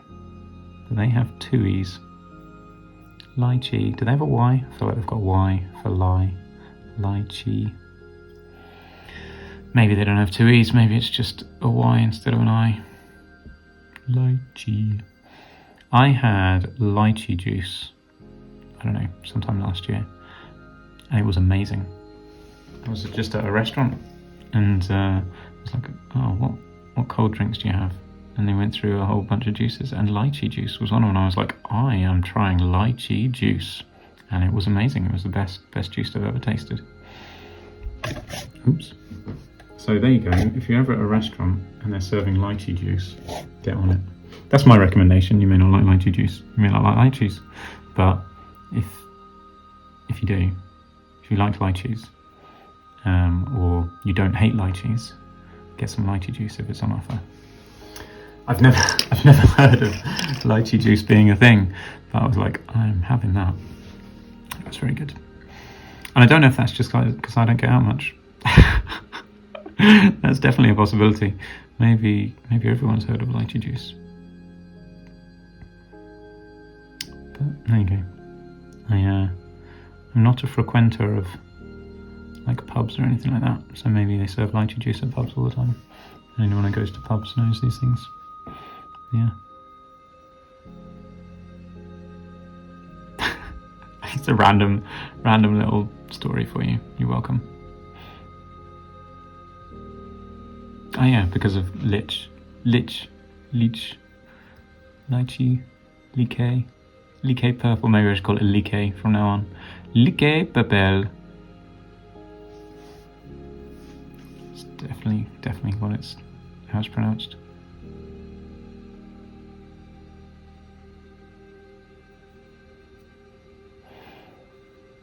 This, by the way, is new territory for me, using Lish Purple as a base.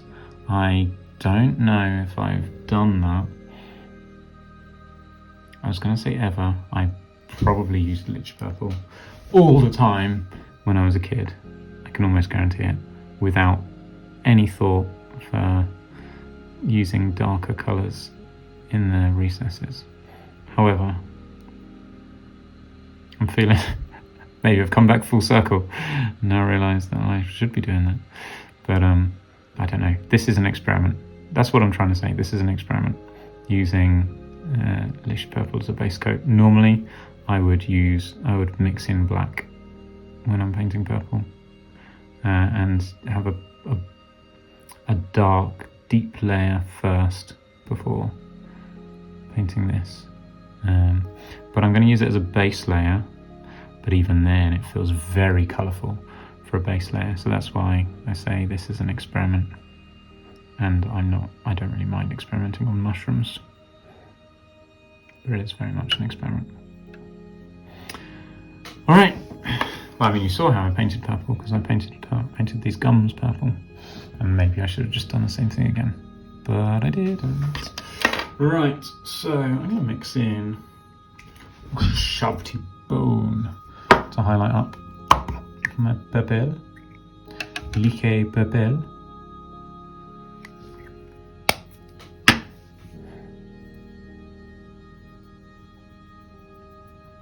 This is going to be quite bright. Well, it doesn't matter. It really doesn't matter. No one is going to care.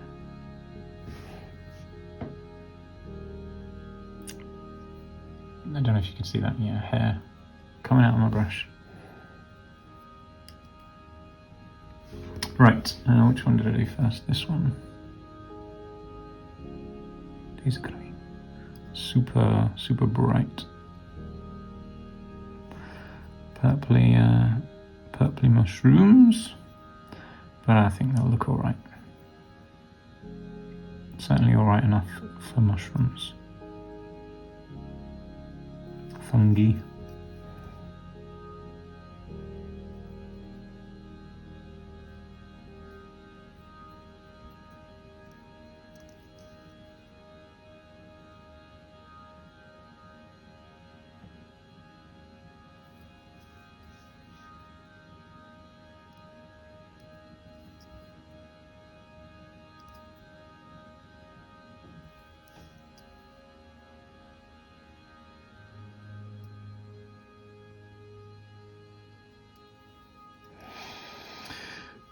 Yeah, that looks alright, doesn't it?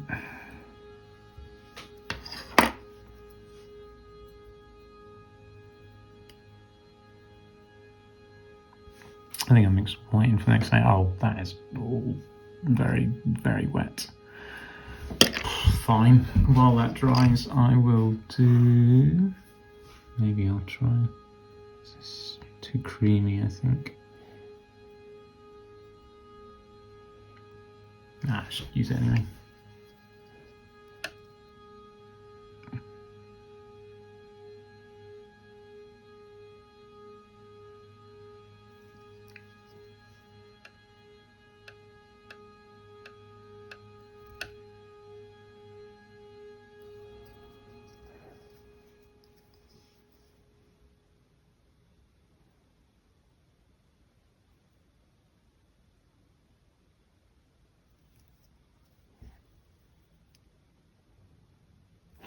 Okay, cool.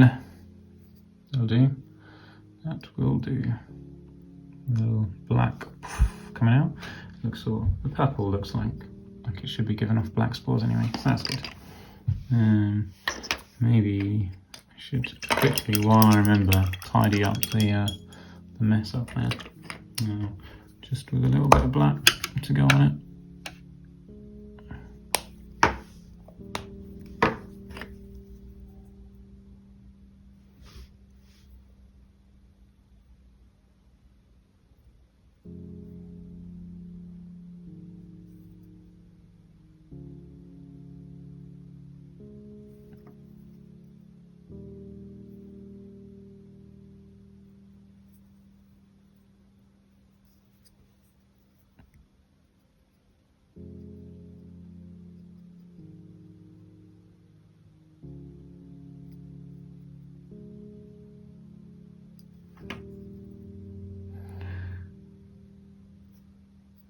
Okay, cool. No, still very, very wet. Right, so bones. The bones, the other one, a little bit of that. But this is a bone that needs doing. Did I say I was going to touch up? I did. I said I was going to touch up all their toes. Yeah, maybe. Maybe the toes will get touched up. Right. Oh, there's that. I felt like it wasn't quite closed, but it is closed. But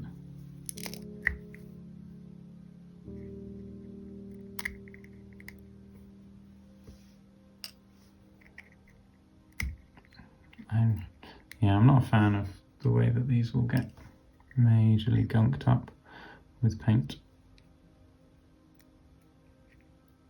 I feel like there's got to be a better design for Games Workshop paint lids. That doesn't mean they just all get completely gunked up.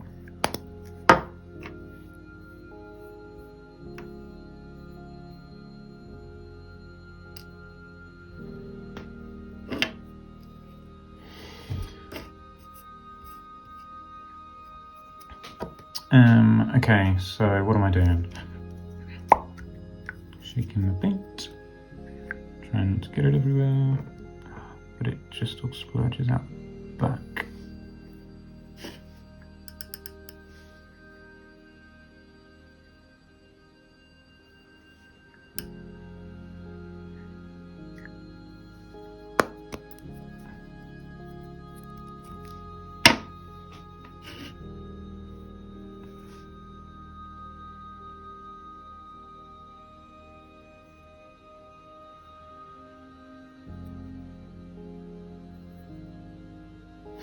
Right, let's paint this skull. Let's do this.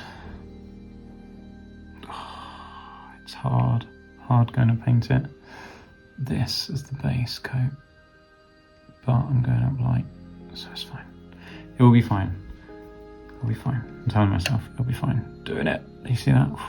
That was bravery right there. Just putting it on, going in.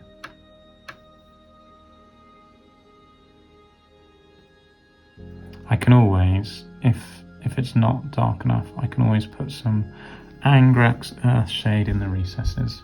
That's my get out clause. Get out of jail free. Maybe.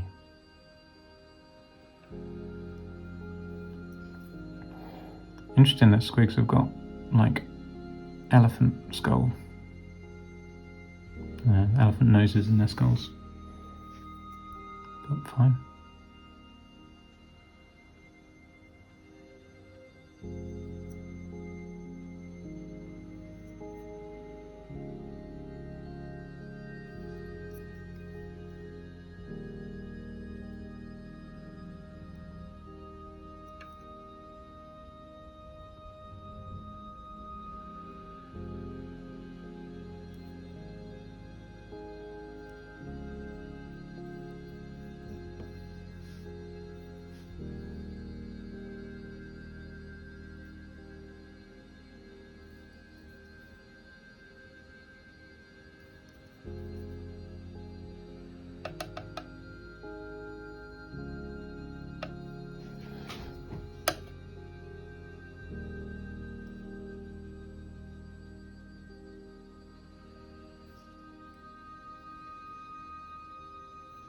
It's not got a great coverage, quite smeary. Did I mix water in with that? I don't remember if I did.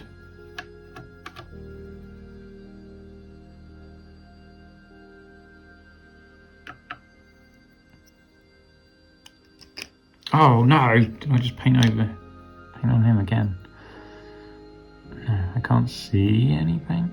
Right, go away, far away, so I don't accidentally paint on you.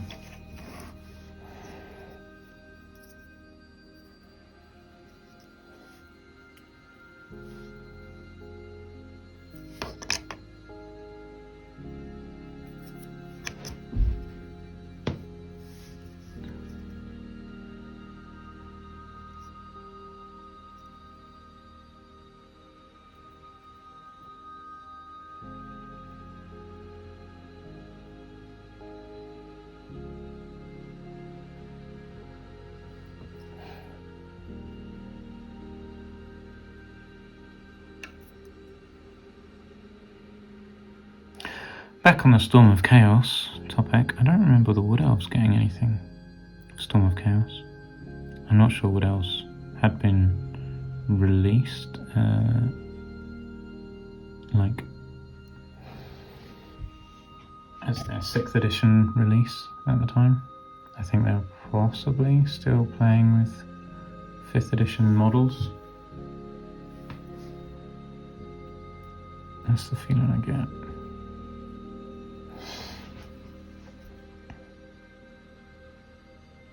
And ogres haven't been released, I'm almost certain of that.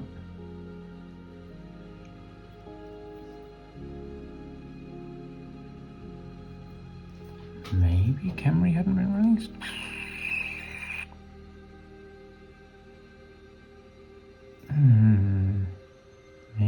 Maybe Khemri hadn't been released. Bretonnian's got the errantry army list.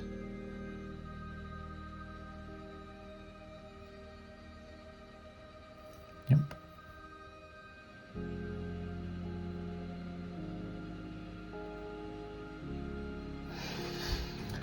So yeah, I think Storm of Chaos might predate the 6th edition Wood Elf, Khemri and Ogre releases. Ogres were not an army at the time. Was Khemri? I can't remember if Khemri was an army at the time either. It might have been. My memory is hazy. It was a long time ago now, 2004? The Storm of Chaos. So, yeah.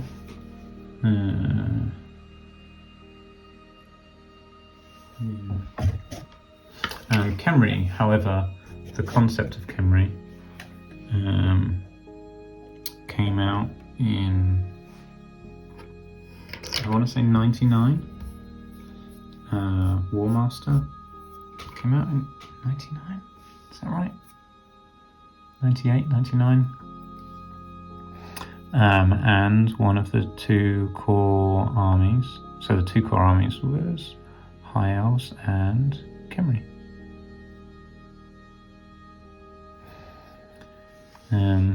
And that was, that was a new thing at the time.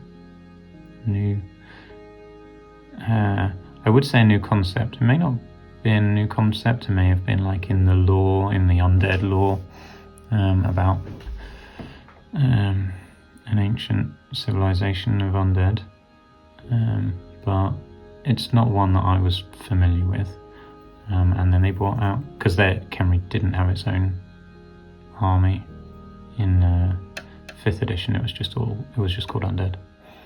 And then they split them into vampire counts and Khemri. Because vampire counts used to have mummies.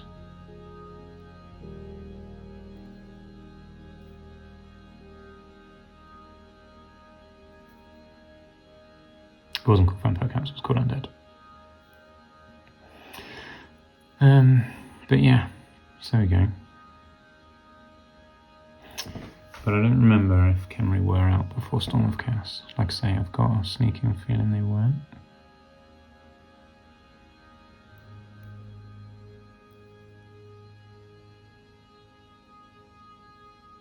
Poor Chaos Dwarves, seeing all these other new armies get spawned and going with all those additions without getting any more support, except for the Hell Cannon. And then they did the Tamerkan, I can't remember how to pronounce it, something like that, campaign, which had dwarves in, Chaos Dwarves in. Okay, skulls.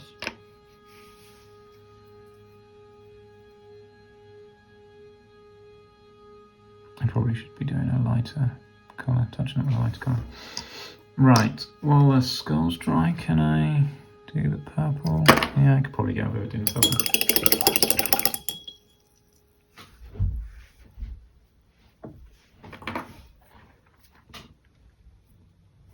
Purple is there.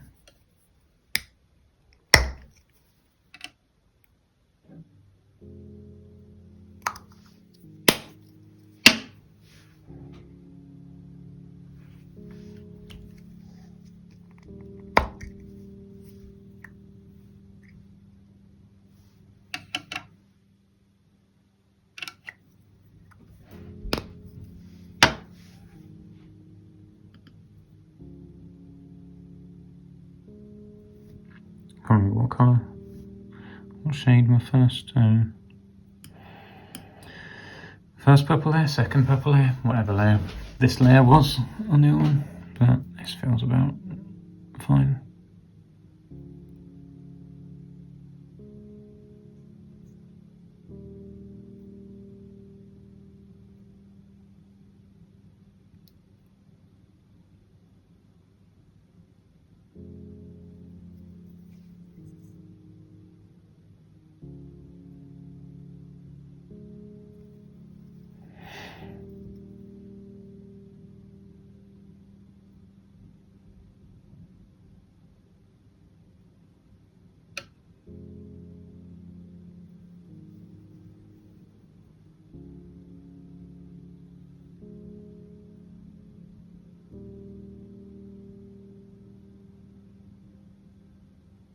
I don't know if you can even see what I'm painting, just because of the weird angle I was holding it out. Apologies.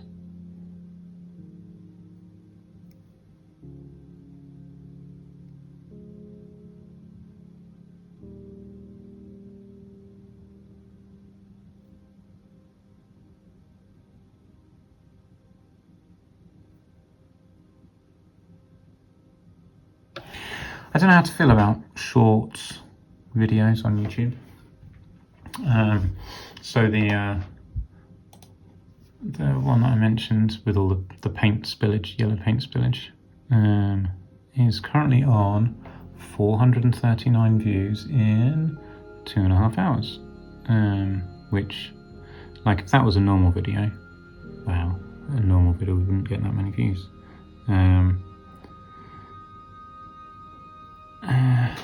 But I think the way that I'm looking at shorts as a video is kind of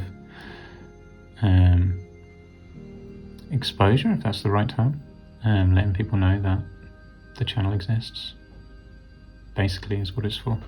I say, hello, this channel exists, and come and have a look. That's basically what I think shorts are for.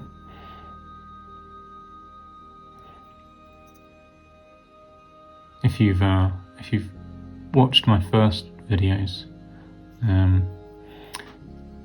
basically I was saying I don't really know anything about YouTube. Let's try all of the things and see what does what. So yeah, that's what I've been doing, experimenting. So yeah, this is my current conclusion I've drawn with shorts, is they are, I don't know, I feel like that almost an advert for the channel, maybe. That's what I think I'm using them as anyway. Rightly or wrongly, I don't really know. Plus it's most of the shorts are like a snippet. Well, they are a snippet of a video. In fact, okay, all of my shorts are snippets of a video. Whether that's a funny thing that happened during the video, or the intro to a lore video, those kind of things. If you've seen it in the shorts, you know what they're like. My favourite ones, I think, are the funny ones where I've just done something stupid, basically. And they make good videos, good shorts, like outtakes, but they're not outtakes because they're in the video. But you know what I mean. What was that show called where you sent in bloopers? You send in bloopers and get paid a couple £100 for a blooper that you send in. That's very generous, wasn't it? Not that I ever did one of those.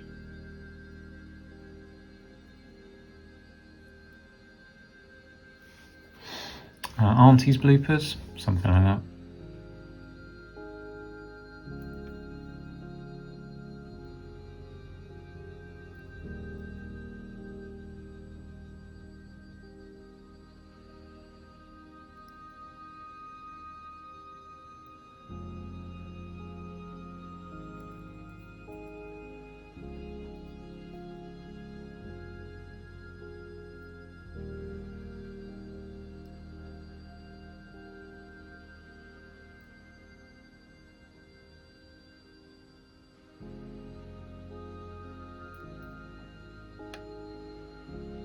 Sorry, I'm clearly concentrating hard, which is why I'm not talking.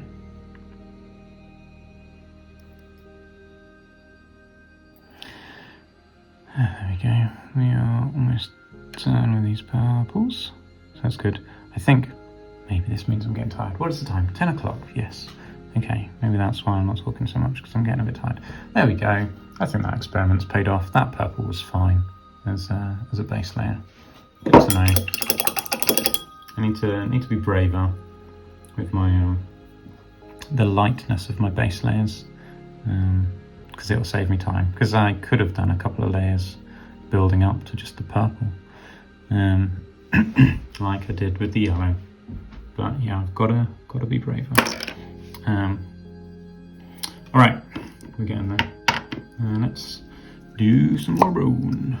Bone.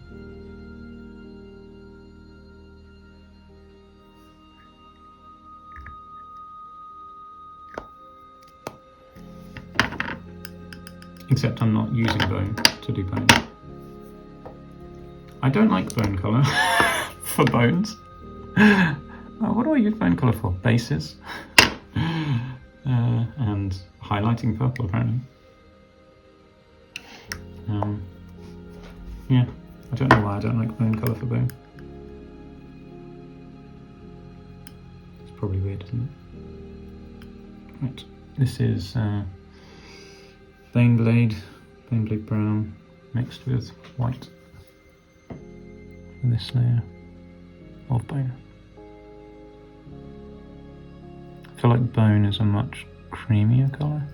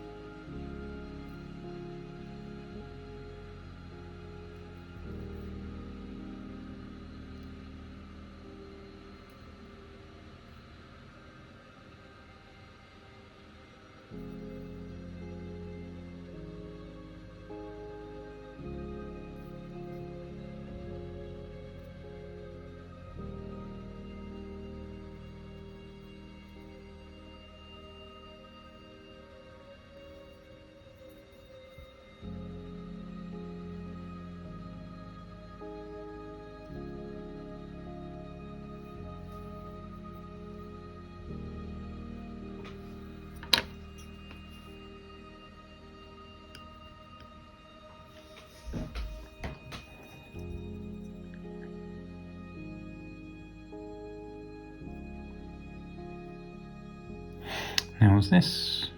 No, I was going to say was it a giant cave squig, but it's probably about the same size as the squig that's jumping over it, really.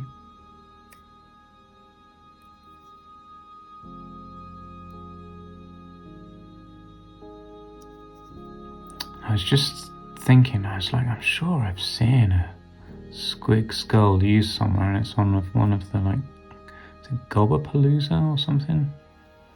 Is that what it's called? I don't know, that feels like it should be a game show.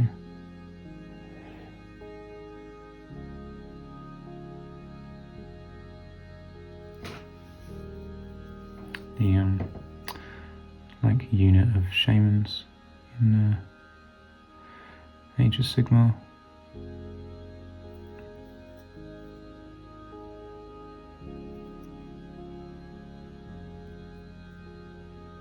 That is something I'm sad about for Old World. So Goblin Shamans got a real nerf, because they used to be one of the best shamans with, in my opinion anyway, with the magic mushrooms. I guess the reason they don't need it is because it used to like give them an extra dice to roll, and you don't. Oh, but it still could. I mean, that would be cool, right? If Night Goblin Shaman's got an additional dice to roll like once per game, that'd be cool. Definitely get one of your spells off. They should definitely have done that. Why didn't they do that? Because it would be too overpowered, would it? One dice per game. So it used to be a Night Goblin level 1 or 2 got one magic mushroom they could use during the game to give them an extra dice to their magic pool, which worked very differently to Old World. But they could have done that, and just like once per game you get one extra dice to roll for one of your spells. That would have been cool. There you go, you should definitely do that. And then a level 4 got D3 magic mushrooms for the game. I feel like it was D3, or was it just 3? I feel like it was D3. Yeah, that should definitely be a thing. There's no reason for that not to be a thing. It's hardly overpowered, because you just cast so many spells these days in a game. Like one spell that goes off that's got a higher likelihood of going off is not game breaking. There you go, that's my my suggestion for Night Goblin Shamans. Give them back their magic mushrooms. Once per game, extra dice.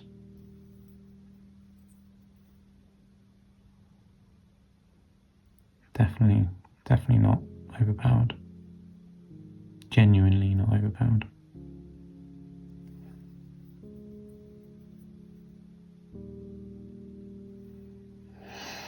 Yeah, I don't like that line I just did around there. Never mind. I mean, I could join out. There we go. Looks a bit better.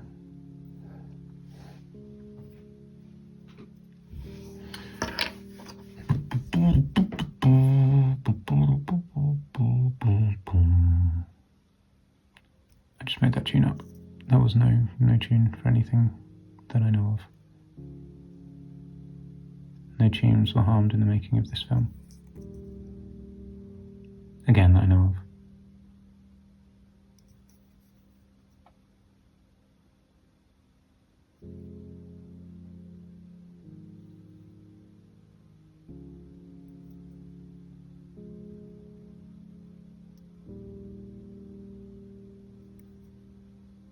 Oh, I just realised I didn't put a rock on this base. That's exciting. One base that I don't have to paint a rock on.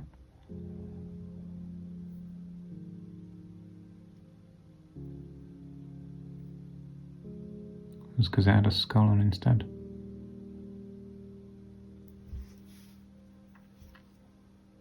No rock for you. Don't be greedy with your base shenanigans.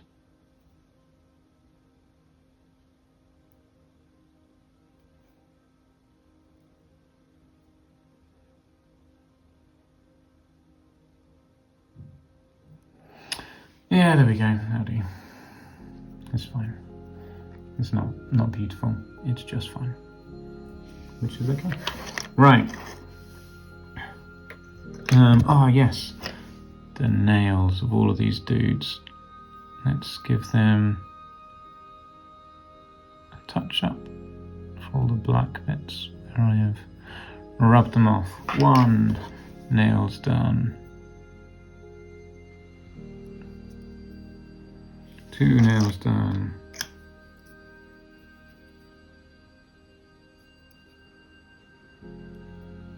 3 nails done. Yeah, this is a nice quick job and actually does make a difference. So that's good.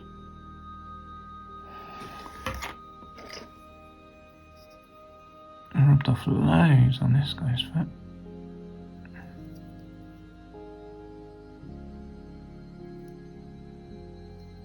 It's even gone red. Must have had red on my fingers.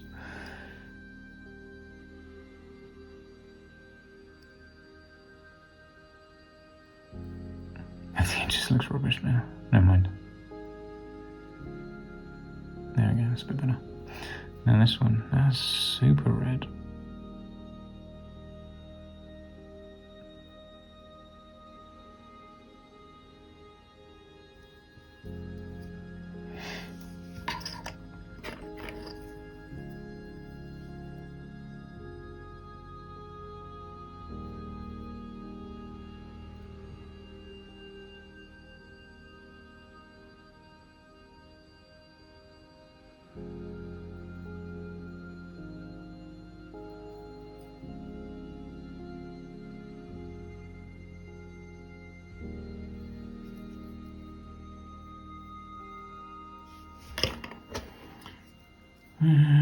This one looks fine, apart from that.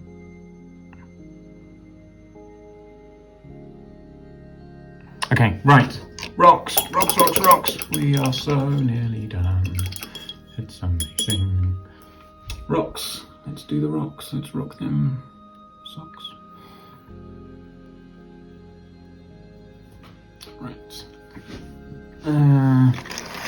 Grey. We need black. Pop.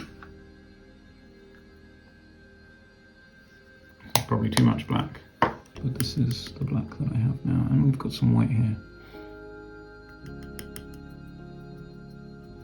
I wonder if I can use this. Yeah, there we go. Great. This can be our first layer.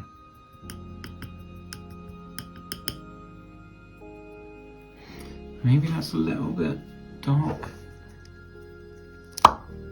Pop. I do like that popping sound. And I will continue to say that every time I remember how much I like it.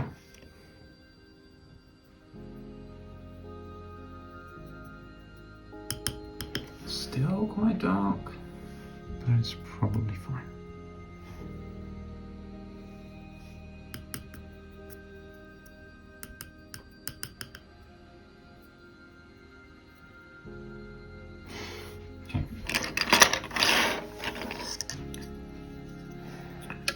The first one just so happens to be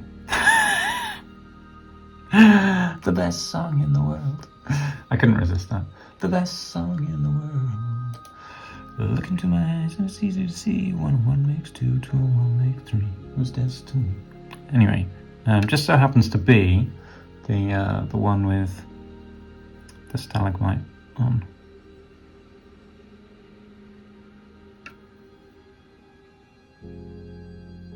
That's all I was trying to say. Instead, tribute just comes into my head.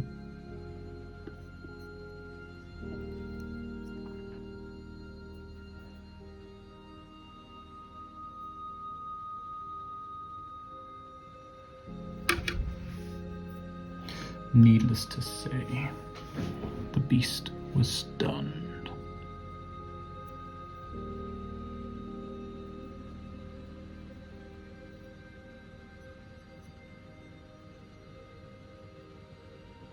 The silence is me singing it all in my head instead of out loud.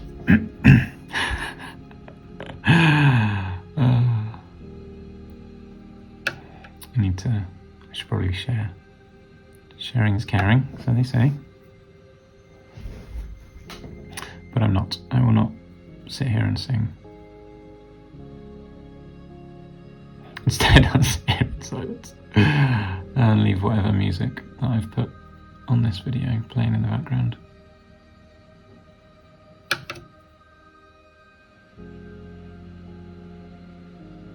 I'm so pleased that these guys are basically done. This is so cool.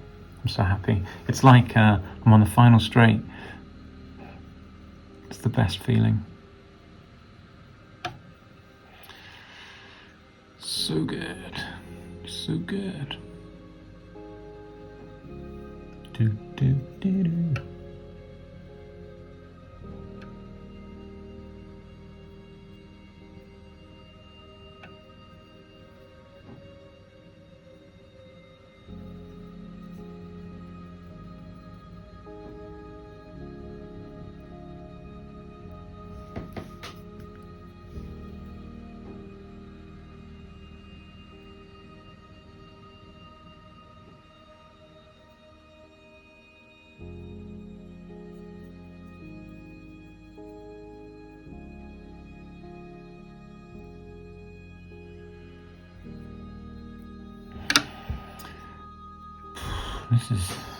This stalagmite definitely is far more effort than it's worth. But I feel like it will probably look okay in grey, so that's good.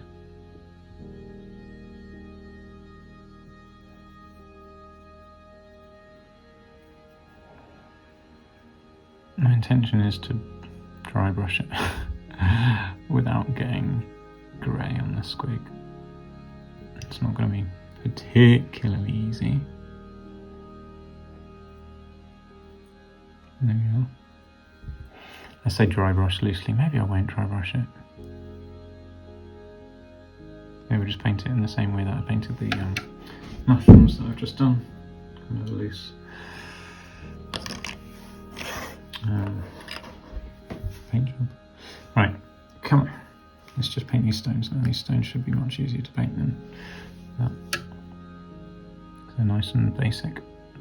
They're quite flat, without much going on, unlike that stalagmite that had a lot of surface area.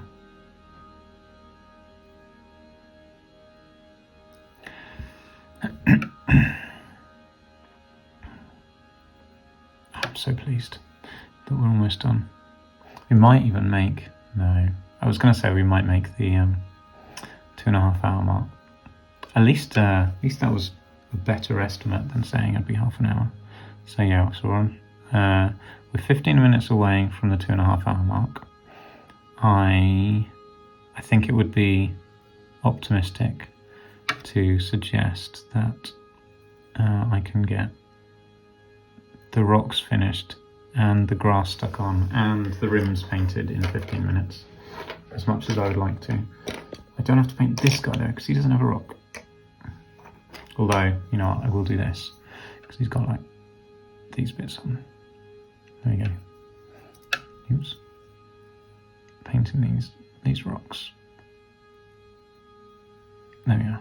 That makes me feel a little bit better about that base. Right. So I guess I can go there. Right. I'm going to have to mix up a new batch in a minute of this paint. Oh, this one's got lots of rock on.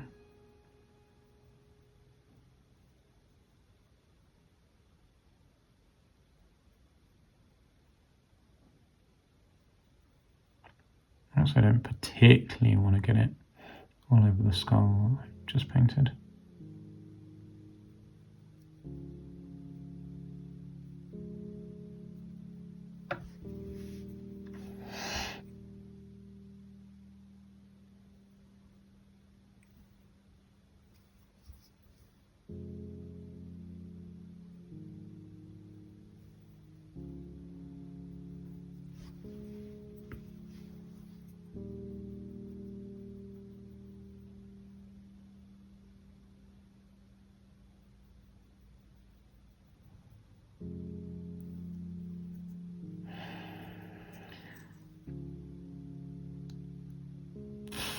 Come on, we can do this, we can do this. We're so close, so close. Trouble is, it's going to take a little bit to dry.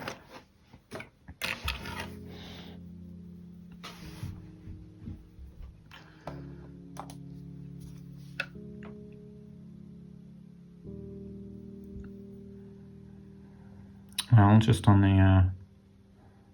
the shorts video update, the look I've got paint all over my hands video, yellow paint, is the most watched short out of the last 10 shorts that I've done so far, in terms of its racing up the ranks for the most. Out of the last 10 shorts that I have done, I don't know how many shorts I've done actually. I do one for most lore videos, but in terms of interesting shorts, what does it say? That I don't think my lore shorts are particularly interesting. Wow, I mean they're cool and all. They give you a little bit of an intro into the lore video. But anyway, out of the last 10 shorts that I've done, this one has been watched the most within its first 2 hours 55 minutes. 466 times. Okay, and I'm on 599 subscribers. Who will be the 600th subscriber? Ooh, we shall have to see, and I probably won't find out unless they subscribe before I finish recording this video. I probably won't notice who that 600th subscriber is. But there we go. So we shall see. Oh, there's a comment on the painting video. That was unexpected. I don't normally get comments on shorts. Have I ever got a comment on a short? I don't know. Maybe. I don't remember getting a comment on a short. Let's have a look. See what it is. Very exciting. See who said what. Beautiful little accidents. There you go. That's fair.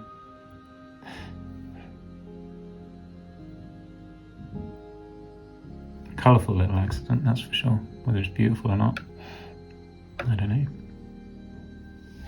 Right, come on, one more. And my paint is basically out. I'm scraping this paint off here, mixing water with it. I don't know, maybe it's got bits all in it because I'm pulling bits off of the palette. Yeah, there we go, there's a big white bit. Is this? Oh, and it's on the boss's base. The boss gets the most hand-me-down bit of paint to paint his rock with.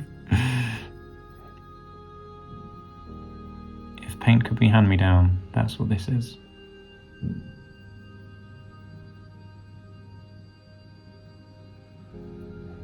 But there we go, we've done it. Even if we have ripped up like whatever paint was underneath to do it. Okay, cool. Right, I think, yeah, it's still wet. Did I do any others first? Might have to give it a minute. This one's dry, but there's basically nothing to do on this one.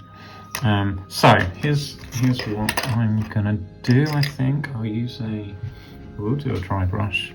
I say dry brush. It's a wet brush using a dry brush technique with a wet brush. Probably, or do I do an actual dry brush? Could do an actual dry brush.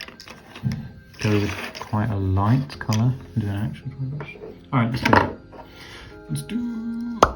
Let's try an actual dry brush. My brush is getting stuck on my camera. I've got tissue paper I can use to dry my brush.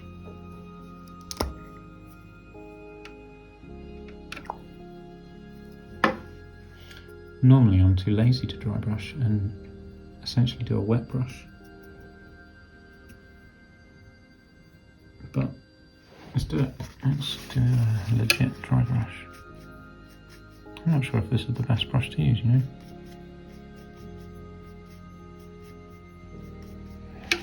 This isn't really a dry brush, this is a wet brush without much on. That probably wasn't light enough for that layer on there. Right, let's try this one.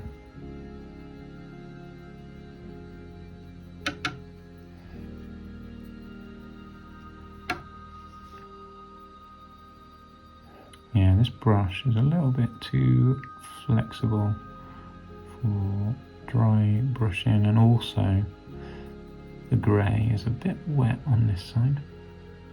You don't want any wet really to do a successful dry brush.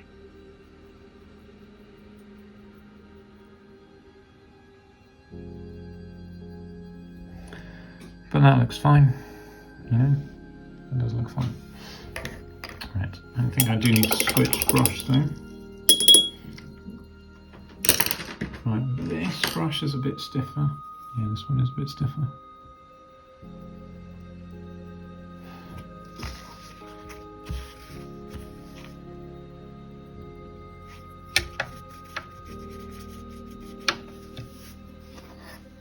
I do a bit more on this.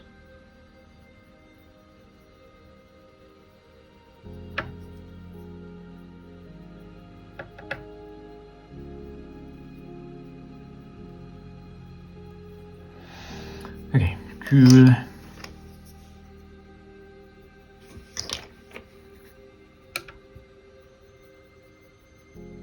Erase through these now.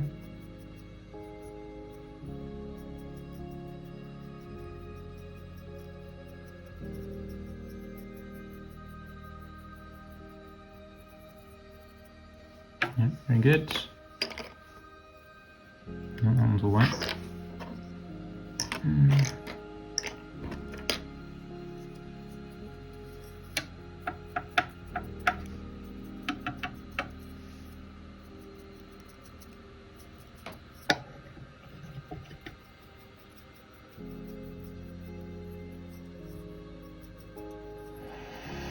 That one's still a bit wet in the recesses. Can I get away with it? Probably not quite, almost. Sorry for the wiggling.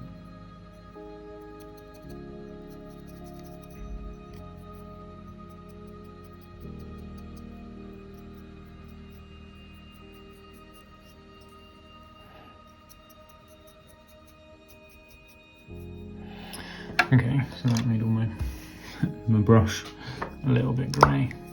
Greyer, darker grey.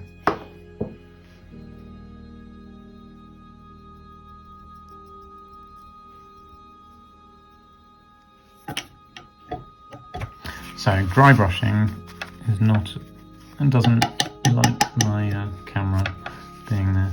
Right, we need to come back to this one because it needs a bit more.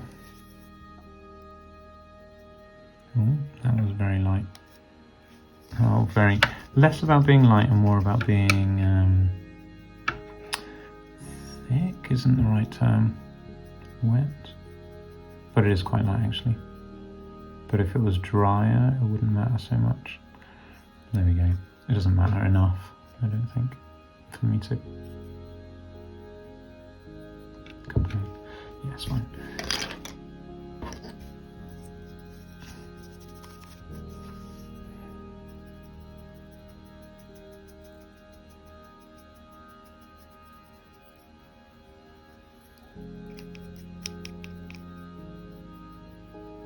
I don't know if I mentioned, but I'm really pleased that it was so close to being done. So good. Now this one is still quite wet, and there's possibly enough dry areas for me to do in the meantime with my impatience.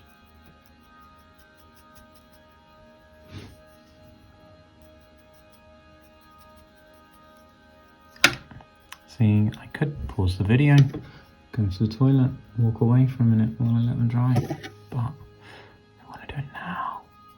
I'm on a roll. We're almost there, so close.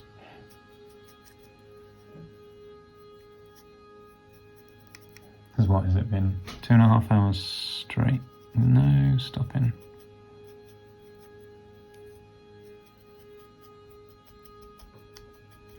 Yeah, it's endurance painting, this is. That looks alright, doesn't it? I think that looks fine. No, I haven't quite managed to get around the back properly, but that's fine. Just this one to do a little bit more. Oh, I ran out of paint.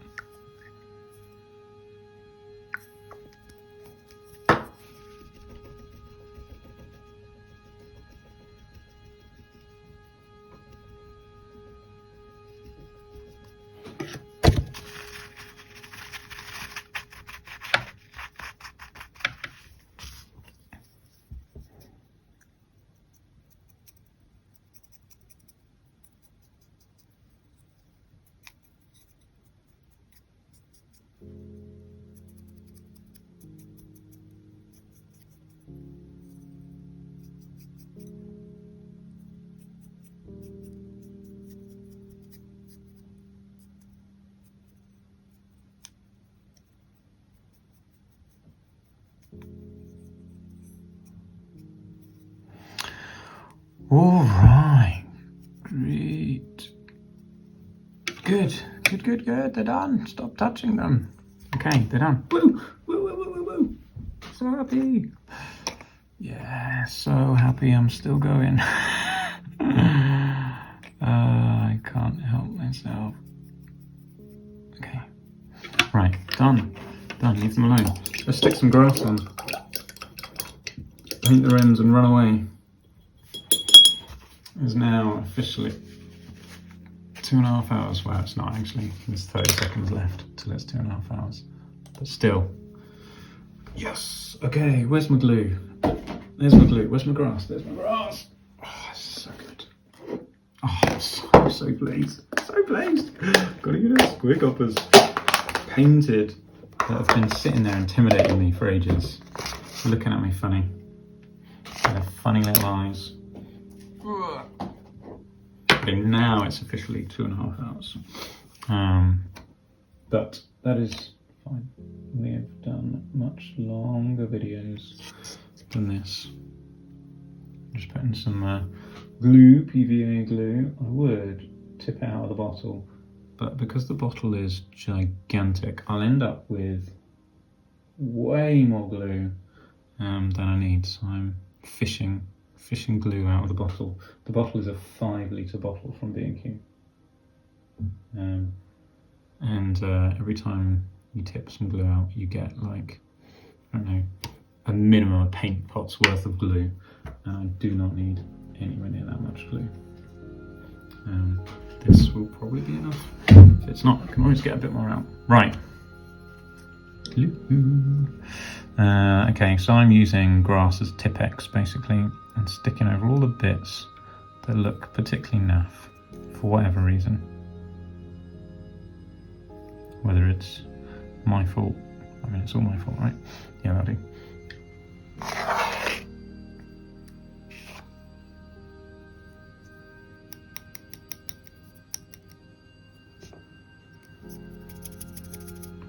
Looks good.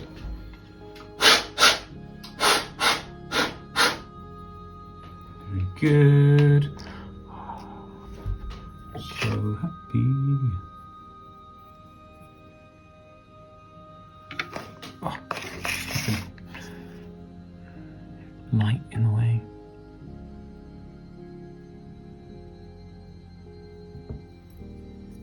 I meant to do that.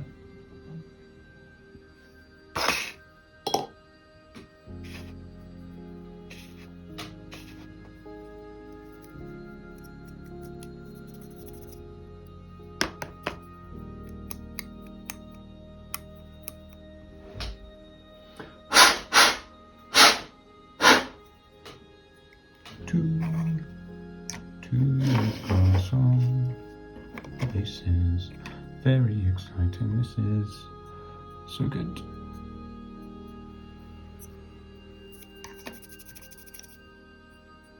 So basically what I'm doing here is I'm making sure there's no grass hanging down over the edge because I don't want it painted in around the rim. I'm very anal about my rims looking neat. I don't like sand on the rims. I don't like grass hanging down on the rims. I like it to be unadulterated green all the way around. Just nothing else. It doesn't have to be green, obviously, but for these guys, they're going goblin green around the bases. I say it doesn't have to be green. Basically, it does have to be green. I did my orcs when I was a kid. I gave them brown around the base. I don't like it. Don't like it. Green. Must be green. My dark elves have got black around the base for the most part. And they've got black, like, shingle.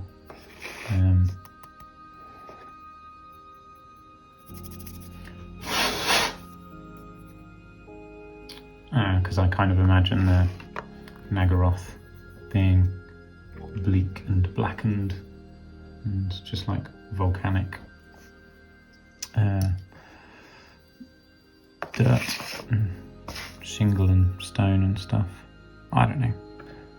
In my head, it's fitting that Dark Elves are on black stone, or certainly was. Whether I do that when I do my new Dark Elf army, whether I'll do them black or not, or if I'll go for brown so they match my other armies, it's quite likely that I will go for brown and just unify all my armies.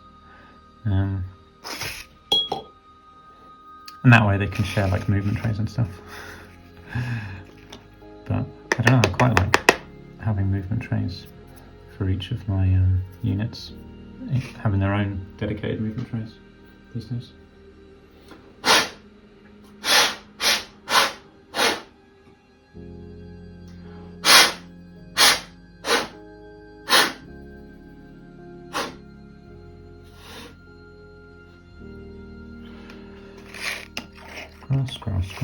Grass. So good. I'm so happy.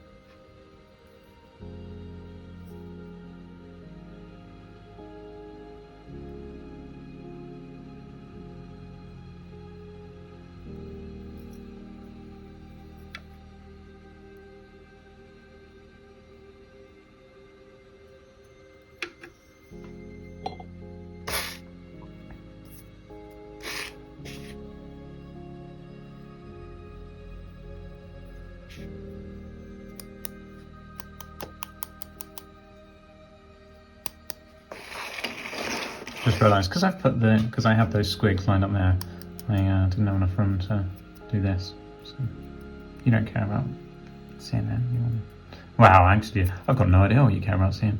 The assumption is you want to see the stuff that I'm actually doing on screen rather than just leaving some static stuff. There we go.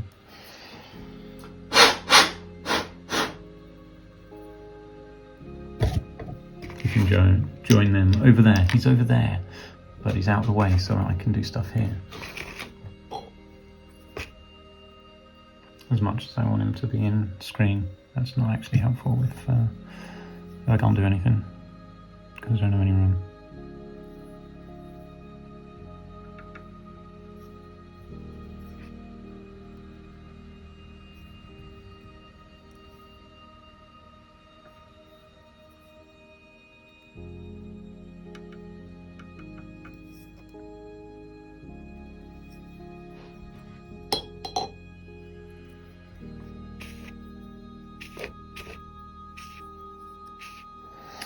Ah, yeah, these guys are getting down, and I just put my finger in all that glue. Smeared it everywhere. Oh, and I managed to rub it off his toe again. Maybe, or I didn't cover that one up. I feel like I probably did, though.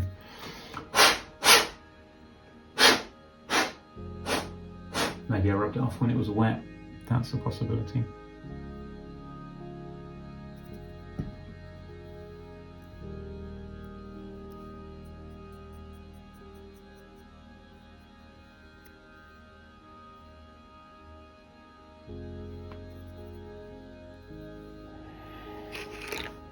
Okay, last dude, and then we can paint the green around their bases.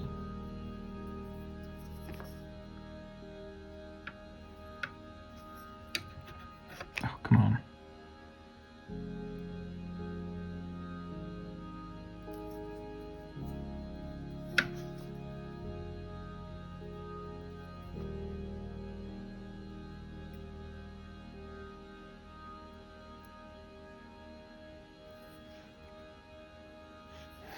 Great.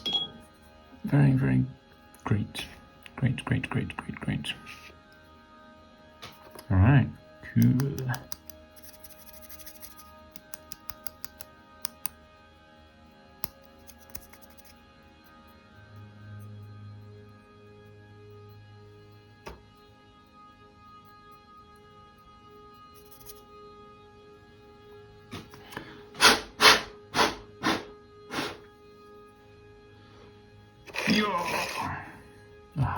So much progress. So much progress. I'm so excited.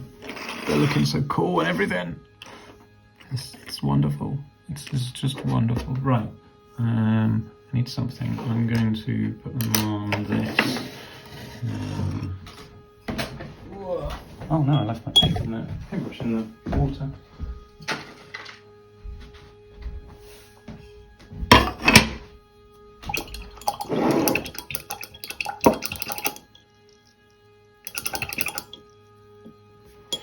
Never leave your paintbrush in the water. It is very bad for your brush. Right, so Goblin Green time. Now, do I have enough space on this? Because I want to stand them on this. Because I do not want paint. I do not want paint all over my desk.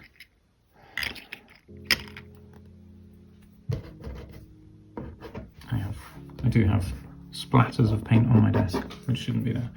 Right. Green, War Boss Green. Let's do this. Let's take them off, and then we'll gradually, one by one, move over to here. Probably should use the cleaner patch to put them on, because they will get stuff stuck to the bottom. But I'll get over it. All right. Now I feel like this tends to work best neat out of the pot for doing this layer, or do I? Well, if I do it in 2 layers, maybe it's fine. I can do it in a couple of layers. So let's find a patch.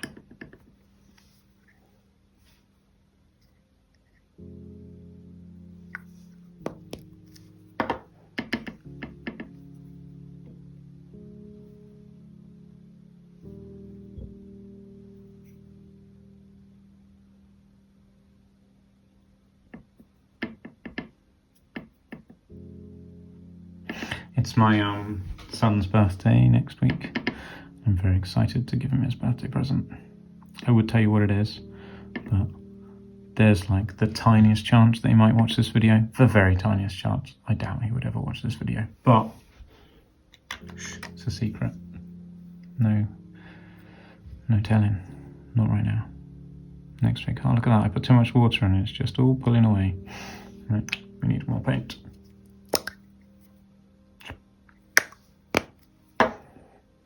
More paint is needed. Oh no.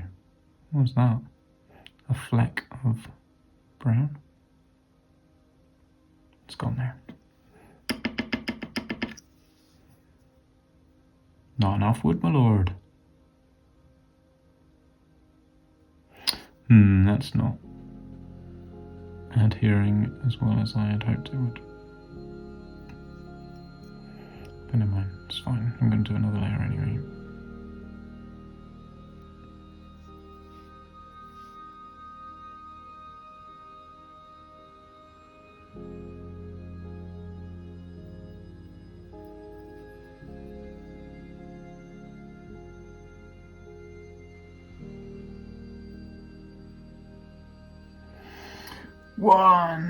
First layer of green.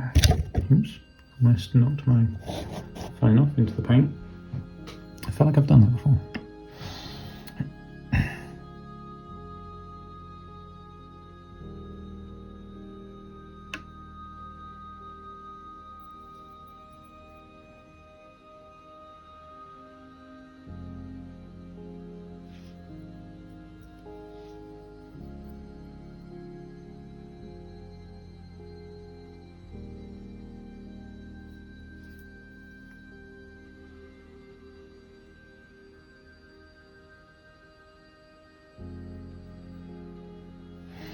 Do the first layer of paint. No, I should have pointed them out away from the ones that are going to stand in front of them. Otherwise I won't film them.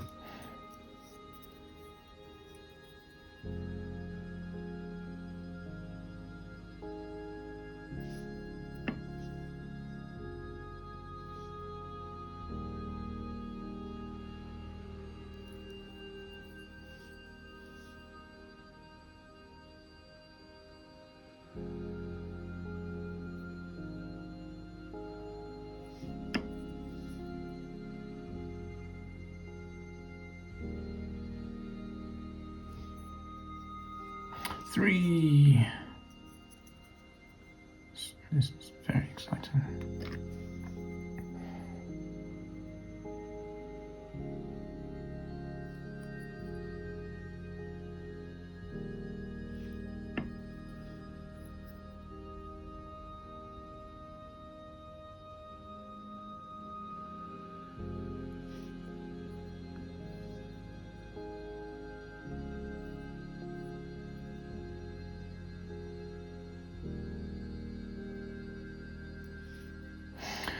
Whoa. I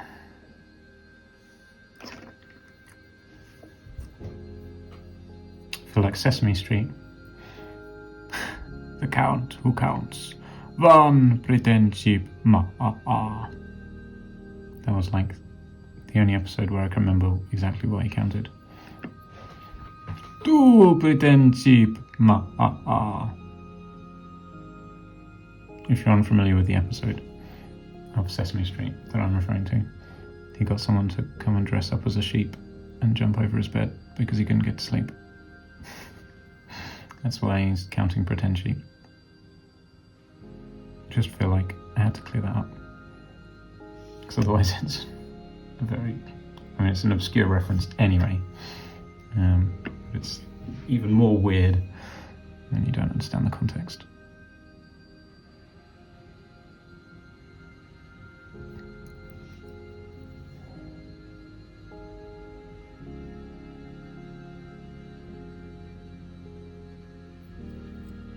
Is Sesame Street still a thing? I have no idea. And the real question is TV still a thing? I also don't have any idea.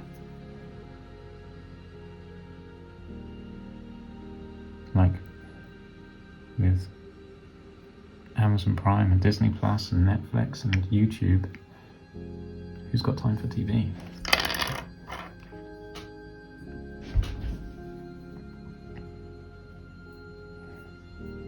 Old people, I guess. Is TV an old person thing? Probably. Yeah, my parents watch TV. With actual, like, terrestrial channels.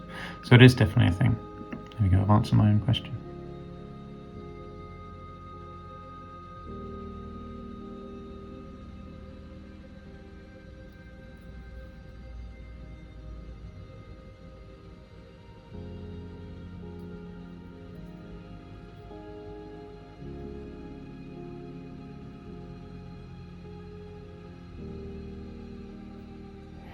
Okay, cool. They need one more layer. I am going to pause the video for a sec and go get everything while they dry. Back in a sec. Alright, let's get these guys finished. They can come up here.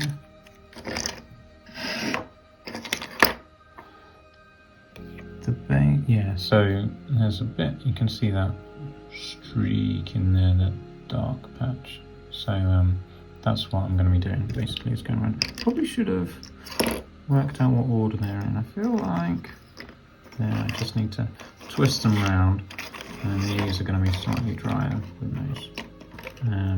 So let's mix up another match. I mean, that's still a bit wet, but it's not going to be usable, I don't think. I don't know how much I'll need, because there's probably not much that needs painting, because for the most part I had a good coverage, I think.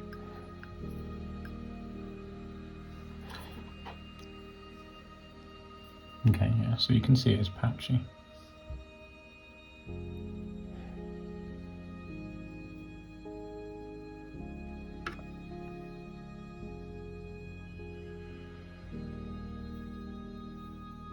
The reason I did it in 2 layers is because I didn't want like paintbrush streaks, if I can help it.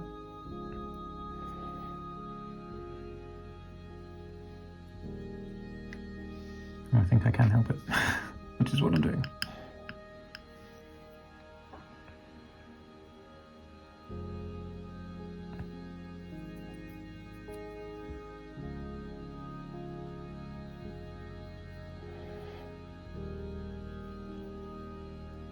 A bit of grass in that, and also I've gone over the top, and I don't approve of that.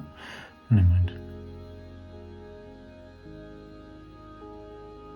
Oh, so that grass stay on my brush, and then I just painted it somewhere else.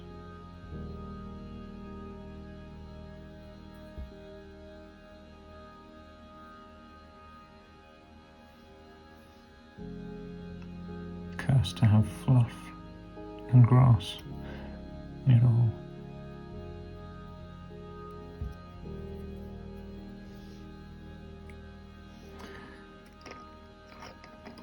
I don't know how he got there, he was definitely at least dry.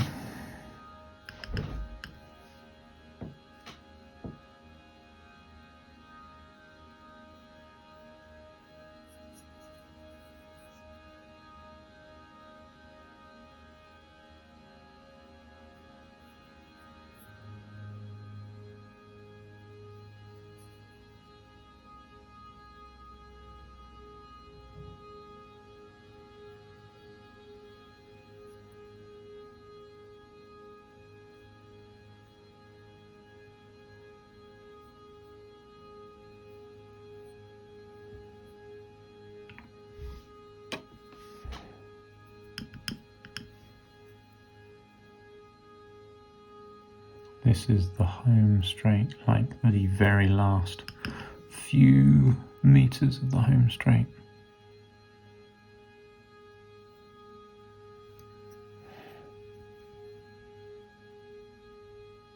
The last few hundred meters, I guess, because I'd be running them very slow, or someone's running them very slow.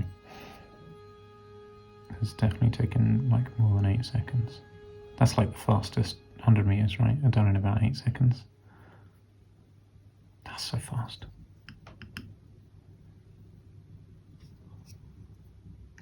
It's taking me 8 seconds to paint a base.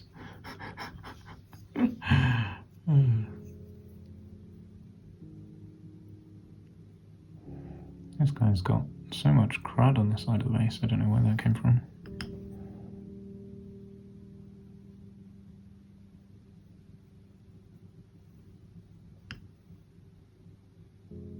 I feel like I'm painting really slow now that I've used running meters as an analogy. Oh well, there we go. No one's counting. Probably no one's counting. Okay, well the phone is counting because I can see on the video it's taken 4 minutes 50 to do what I've done so far since the break.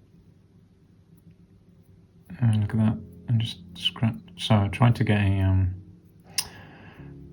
bit of grass out and ended up just pulling all the paint off. Oh, and the grass, maybe there's a different bit of grass. The grass just wants to be there. No, you cannot be there. I will not let it be.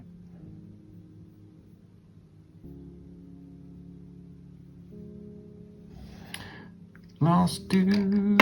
Oh, knocked him over.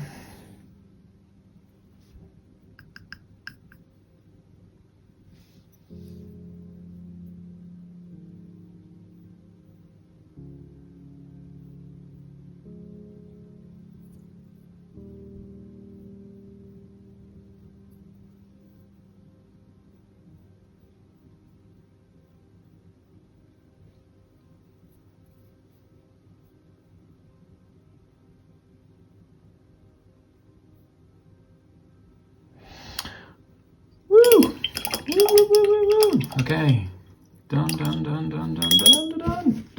All of the done. Right, I'm going to put them onto this while the video was paused.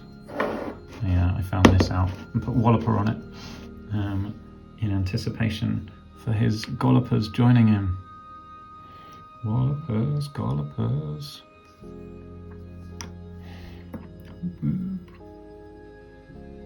Living the dream.